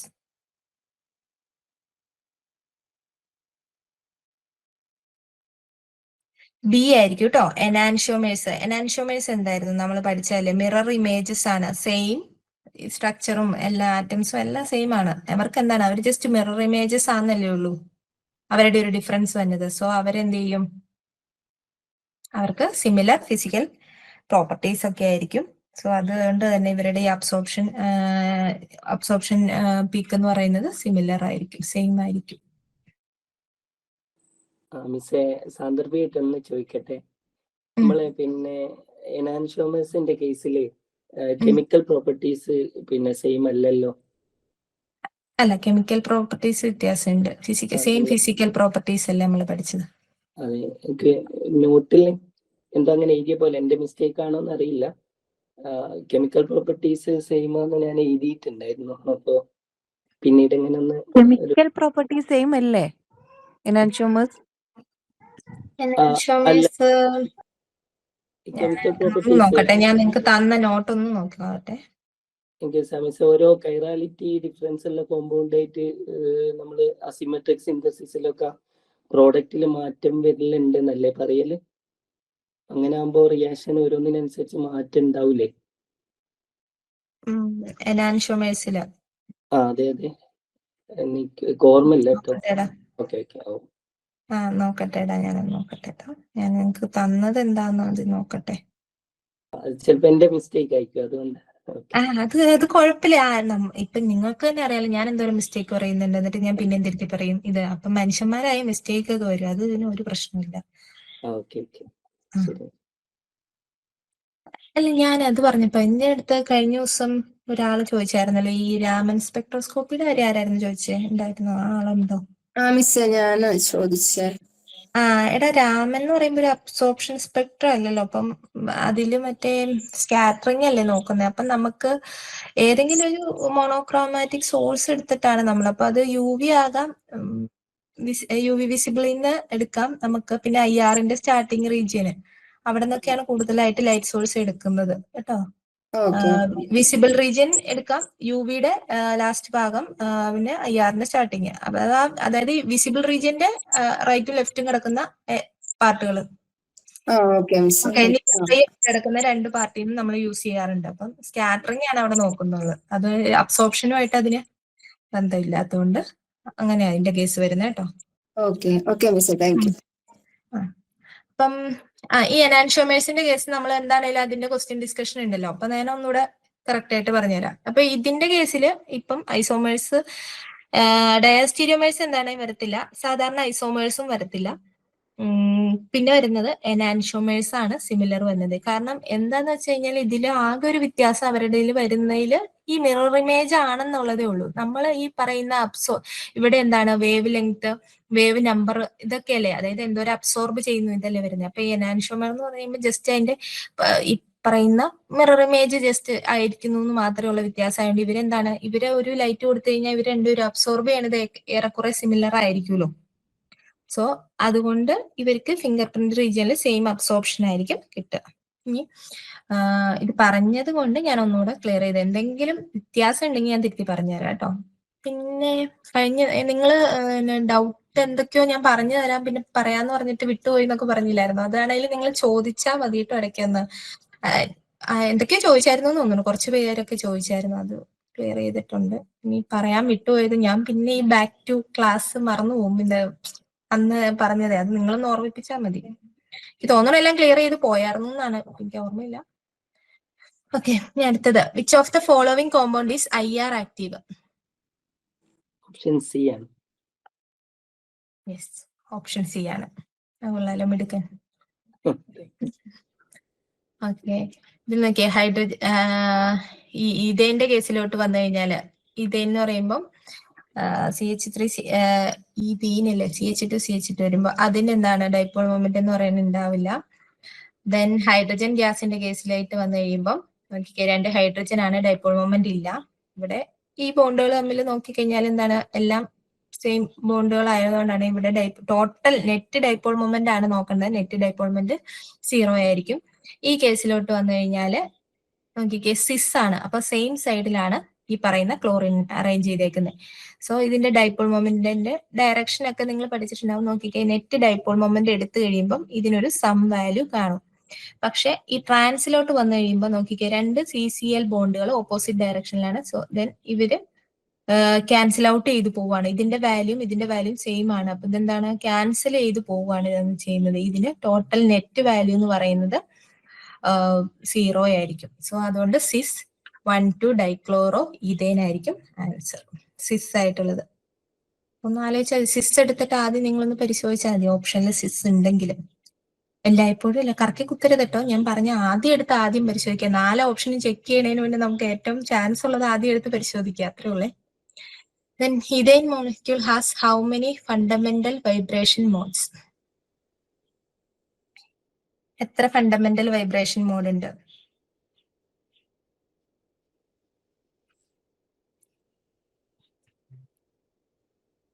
ഇക്വേഷൻ, ഒരു non linear ആയിട്ടുള്ള മോളിക്യൂളിനകത്ത് n atoms ഉണ്ടെങ്കിൽ അതിന്റെ fundamental vibrations കണ്ടുപിടിക്കാനുള്ള ഇക്വേഷൻ 3n - 6 ഇത് വെച്ചിട്ട് കാൽക്കുലേറ്റ് ചെയ്യുകയാണ് വേണ്ടത്. ഇവിടെ ഈതേൻ ആണ്. ഈതേനകത്ത് C2H6 8 ആറ്റംസ് ഉണ്ട്. സോ 3 × 8 - 6 18 മോഡ്സ് ഓഫ് വൈബ്രേഷൻ ആണ് ഇതിലുള്ളത്.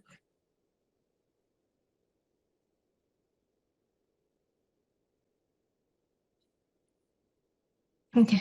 Distance between 2 atoms increases or decreases although atoms remain in same axis. The statement is true for following type of vibrations. രണ്ട് ആറ്റങ്ങൾ തമ്മിലുള്ള ഡിസ്റ്റൻസ് ഇൻക്രീസ് ചെയ്യുകയോ അല്ലെങ്കിൽ ഡിക്രീസ് ചെയ്യുകയോ ചെയ്യുന്നേ ഉള്ളൂ. അതായത് എന്തായാലും അവിടെ ഇൻക്രീസ് ചെയ്യണത് ബോണ്ട് സ്ട്രെച്ചിങ് ആണ്. ബോണ്ട് ലെങ്തിലാണ് വ്യത്യാസം വരുന്നത് കേട്ടോ, ബോണ്ട് ലെങ്തില്. അതാണ് ഈ 2 ആറ്റത്തിന് മാറ്റമൊന്നുമില്ല. അവരിൽ എന്താണ് വ്യത്യാസം വരുന്നത്, അവരുടെ നീളം, ആ ഒരു ഡിസ്റ്റൻസ് തമ്മിലാണ് വ്യത്യാസം. അപ്പൊ ബോണ്ട് ലെങ്തില് ഡിഫറൻസ് വരുത്തുന്നത് സ്ട്രെച്ചിങ് ആണ്. Then for a given bond, which type of vibration will occur at the highest frequency from the following?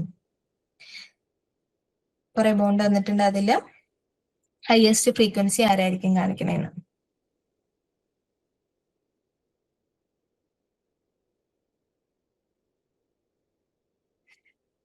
ഏതായിരിക്കും? ഇൻപ്ലെയിൻ ബെൻഡിങ് ഉണ്ട്, ഔട്ട്പ്ലെയിൻ ബെൻഡിങ് ഉണ്ട്, സിമെട്രിക് സ്ട്രെച്ചിങ് ഉണ്ട്, അസിമെട്രിക് സ്ട്രെച്ചിങ് ഉണ്ട്. ബെൻഡിങ്ങിനായിരിക്കും സ്ട്രെച്ചിങ്ങിനായിരിക്കും നമുക്ക് കുറച്ച് കൂടുതൽ എനർജി കൊടുക്കേണ്ടി വരുന്നത്.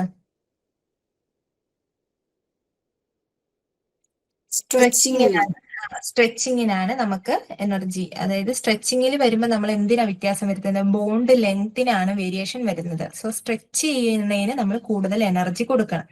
ദെൻ ഈ bending, in plane out plane ബെൻഡിങ്ങുകളുണ്ട്. ആ ബെൻഡിങ്ങിൽ എന്താ വ്യത്യാസം വരുന്നതെന്ന് വെച്ചാൽ അതിന്റെ ബോണ്ട് ആംഗിൾസിനാണ് ചേഞ്ച് വരുത്തുന്നത്. ഓക്കെ, അപ്പം കൂടുതൽ എനർജി കൊടുക്കേണ്ടി വരുന്നത് സ്ട്രെച്ചിങ്ങിനാണ്. അതിൽ തന്നെ അപ്പൊ നമ്മുടെ 2 ഓപ്ഷൻ ഓൾറെഡി കട്ടായി, എയും ബിയും കട്ടായി. ഹയസ്റ്റ് ഫ്രീക്വൻസി ഏതിനായിരിക്കും എന്ന് വെച്ചാൽ സി അല്ലെങ്കിൽ ഡി. ഇതിൽ ഏതായിരിക്കും? സിമെട്രിക് ആയിട്ട് സ്ട്രെച്ച് ചെയ്യാനായിരിക്കോ അസിമെട്രിക് ആയിട്ട് സ്ട്രെച്ച് ചെയ്യാനായിരിക്കോ കൂടുതൽ? ഇത്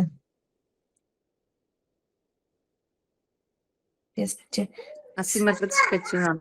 അസിമെട്രിക് സ്ട്രെച്ചിങ്ങിനാണ് കൂടുതൽ എനർജി വേണ്ടത് കേട്ടോ.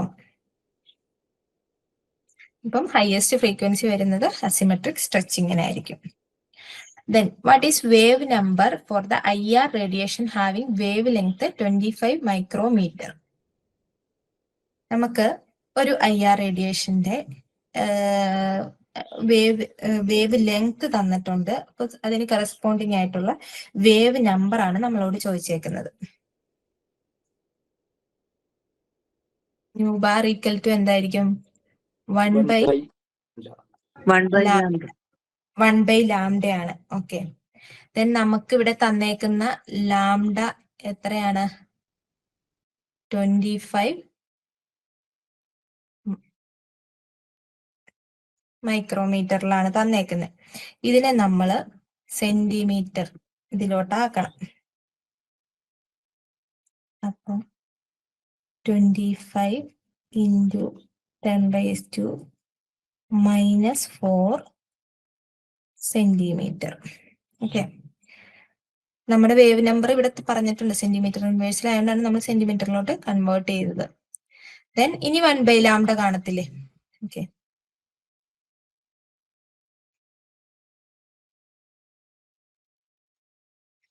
1 by lambda equal to 1 by 25 into 10⁻⁻⁴. 10⁻⁻⁴ എത്രയാണ്? 10,000. യെസ്, 10⁻⁻⁴ divided by 25 വരും. വാല്യൂ എത്ര വന്നു? 400. 400. സോ ആൻസർ 400 ആയിരിക്കും.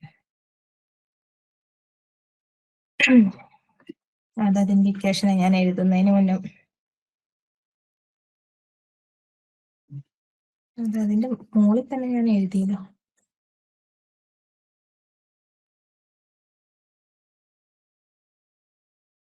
അത് ആ ഇക്വേഷൻസ് വെച്ചിട്ട് നിങ്ങൾ തന്നെ ചെയ്യണം കേട്ടോ. ഞാനിത് ചെയ്തതൊക്കെ അങ്ങ് മായ്ച്ചു കളയുക.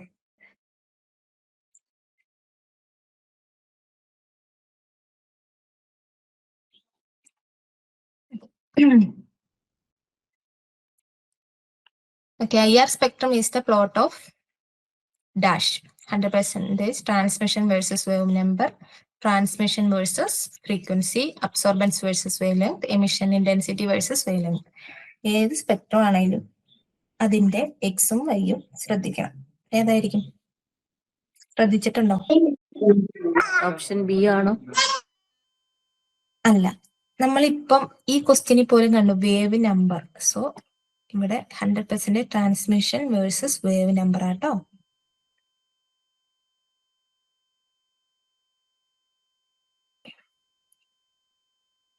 ഓക്കെ, അത് 100% ട്രാൻസ്മിറ്റൻസ് വേഴ്സസ് വേവ് നമ്പർ ആണ് എടുക്കുന്നത്.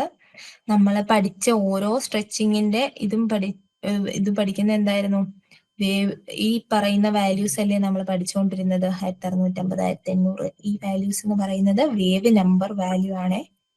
ഓക്കെ, ഇതിൽ നോക്കി ഇവിടെ നിന്ന് ഈ പറയുന്ന 600 തൊട്ട് ഈ ഒരു പറയുന്ന ഒരു 1500 വരെ വരും. ഈ ഒരു റേഞ്ച് പറയുന്നില്ലെന്നുള്ളൂ, ഒരു 1500 മുന്നം വരെ. അതുവരെ ഉള്ളത് ഫിംഗർ പ്രിന്റ് റീജിയൻ ആണ്. ഫിംഗർ പ്രിന്റ് റീജിയൻ ഇവിടെ നിന്നുള്ളതാണ്. ഈ 4000 വരെ വരുന്നതാണ് ഫങ്ഷണൽ ഗ്രൂപ്പ് റീജിയൻ. നോക്കിക്കേ, CO ഗ്രൂപ്പ് ഏകദേശം ഈ 1500-നും 2000-നും ഇടയിലായിരിക്കും. ദെൻ 2000 to 2500 ഇടയിൽ നൈട്രൈൽസും C ട്രിപ്പിൾ ബോണ്ട് സിയും വരുന്നത്. ദെൻ CH ഇതുണ്ടോ, ഓരോന്നും അങ്ങനെ ഒരു റേഞ്ചിൽ പഠിക്കാന്നുള്ളൂ. കറക്റ്റ് വാല്യൂസ് ഇൻ ബിറ്റ്വീൻ ഉള്ള റേഞ്ചസ് ഓർത്തിരിക്കാം. CH stretching of alkane occurs at ആൽക്കെയിന്റെ CH stretching.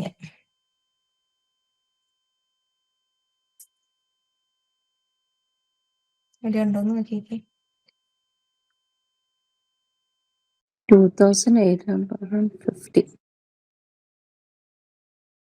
ആൽക്കയിലുണ്ട്, ആൽക്കീനയിലുണ്ട്, ആൽക്കൈനുണ്ട്. ഓക്കെ, എത്രയാ പറഞ്ഞേ?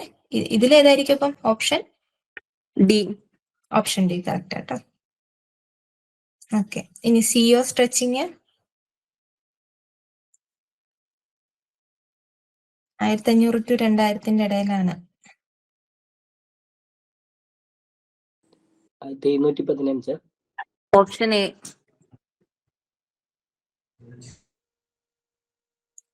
CO stretching of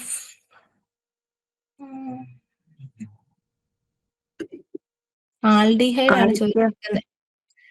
aldehyde 1600.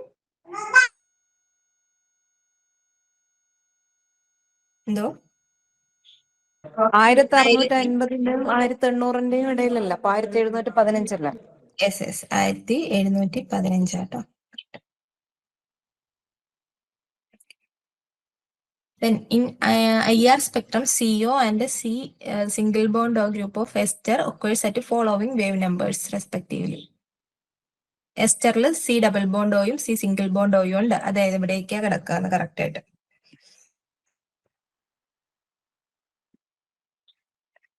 C double bond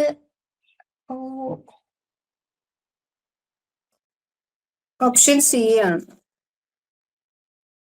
option C ആണ്, കറക്റ്റ് ആണ്. 1730-നും 1300-നും ഇടയിലാണ് കേട്ടോ. ശരി, ഇതൊന്ന് പ്രത്യേകം ശ്രദ്ധിച്ചു പഠിച്ചു. കാരണം രണ്ടും CO ആയതുകൊണ്ട് ഇത് നമുക്ക് കൺഫ്യൂഷൻ ആയിട്ട് കഴിക്കാം. 1735 തൊട്ട് 1750 വരെയാണ് C ഡബിൾ ബോണ്ട് ഓയുടെ ഒരു റേഞ്ച് വന്നത്. 1730-ന് ഈ 30 തൊട്ട് 50 വരെയുള്ള ആ ഒരു റേഞ്ചിലാണ് C ഡബിൾ ബോണ്ട് വരുന്നത് എസ്റ്ററിന്റെ. ദെൻ 1000 തൊട്ട് ഒരു 1300 350 ആ ഒരു റേഞ്ചിലാണ് C സിംഗിൾ ബോണ്ട് വരുന്നത്. അല്ല sorry, C single bond O വരുന്നത് കേട്ടോ. സ്ട്രോങ് ബാൻഡ് ആയിരിക്കും. ഇതും അത് വെച്ചിട്ട് നോക്കാനായിട്ടുള്ള ഒരു റേഞ്ച് ആണത്. 1600 തൊട്ട് 1800 വരെയാണ് C double bond O, C double bond C, C double bond N ഈ വാല്യൂസ് ഒക്കെ വന്നത്. C single bond O, C single bond N, C single bond C ഇതൊക്കെ എന്താണ് 600 തൊട്ട് 1400 വരെയുള്ള ഫിംഗർ പ്രിന്റ് റീജിയനിലായിരിക്കും. Number of exocyclic double bonds in the given compound.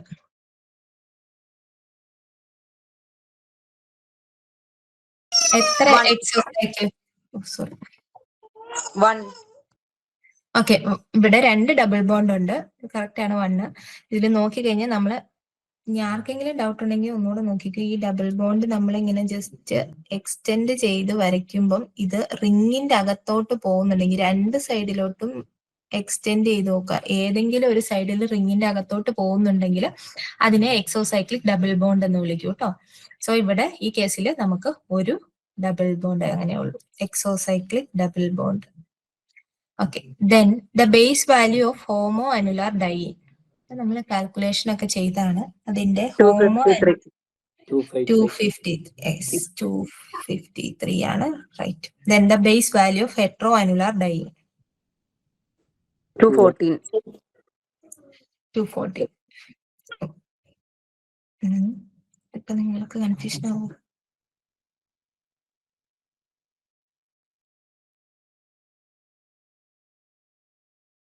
Okay, energies ഇത് ഈ പാർട്ടിലല്ല ശരിക്കും വരുന്നത്, എന്നാലും energies required for the following transitions in increasing order. നമ്മുടെ ഇലക്ട്രോണിക് ട്രാൻസിഷന്റെ കേസിലാണ് ഇത് വരുന്നത്. എന്നാലും കണ്ടപ്പോൾ ഒരു നല്ല ക്വസ്റ്റ്യൻ ആയിട്ട് തോന്നുന്നതിന്റെ അടുത്താണ്. ഇതിന്റെ ഓർഡർ ഓപ്ഷൻ ഡി ആണോ? ഓപ്ഷൻ ഡി ആണ്. ഓപ്ഷൻ ഡി ആണത്. ഓക്കെ, അപ്പം ഇതിലെ ഈ പറയുന്ന transitions N2 pi star, N2 pi സ്റ്റാറിന്റെ നോക്കിക്കുക എനർജി ഗ്യാപ്പാണ് ഏറ്റവും കുറവ്. സോ P ആദ്യം വന്നു. Then pi to pi star, pi to pi star ആണ് പിന്നീട് വന്നേക്കുന്നത്. പൈ ടു പൈ സ്റ്റാർ ഉണ്ട് നമുക്ക്. പിന്നെ സിഗ്മ ടു സിഗ്മ സ്റ്റാർ നോക്കിക്കേ, അതാണ് ഏറ്റവും വലിയ ട്രാൻസിഷൻ, അതായത് എനർജി എടുക്കുന്നത്. Then N2 sigma star, N2 sigma star അതിൻ്റെ ഇടയിൽ വരും. So first N2 pi star, then pi to pi star, then N2 sigma star, അതിനുശേഷമാണ് ഏറ്റവും ലാസ്റ്റ് വരുന്നത് സിഗ്മ ടു സിഗ്മ സ്റ്റാർ. ഈ ഒരു ഇമേജ് ഉണ്ടെങ്കിൽ നമുക്ക് അത്യാവശ്യം ഇങ്ങനത്തെ ട്രാൻസിഷനിൽ ഏതാണ് കൂടുതൽ കുറവ്, ഇതിന്റെ ഓർഡർ, ഇതൊക്കെ ചോദിച്ചു കഴിഞ്ഞാൽ ആൻസർ ചെയ്യാൻ പറ്റും.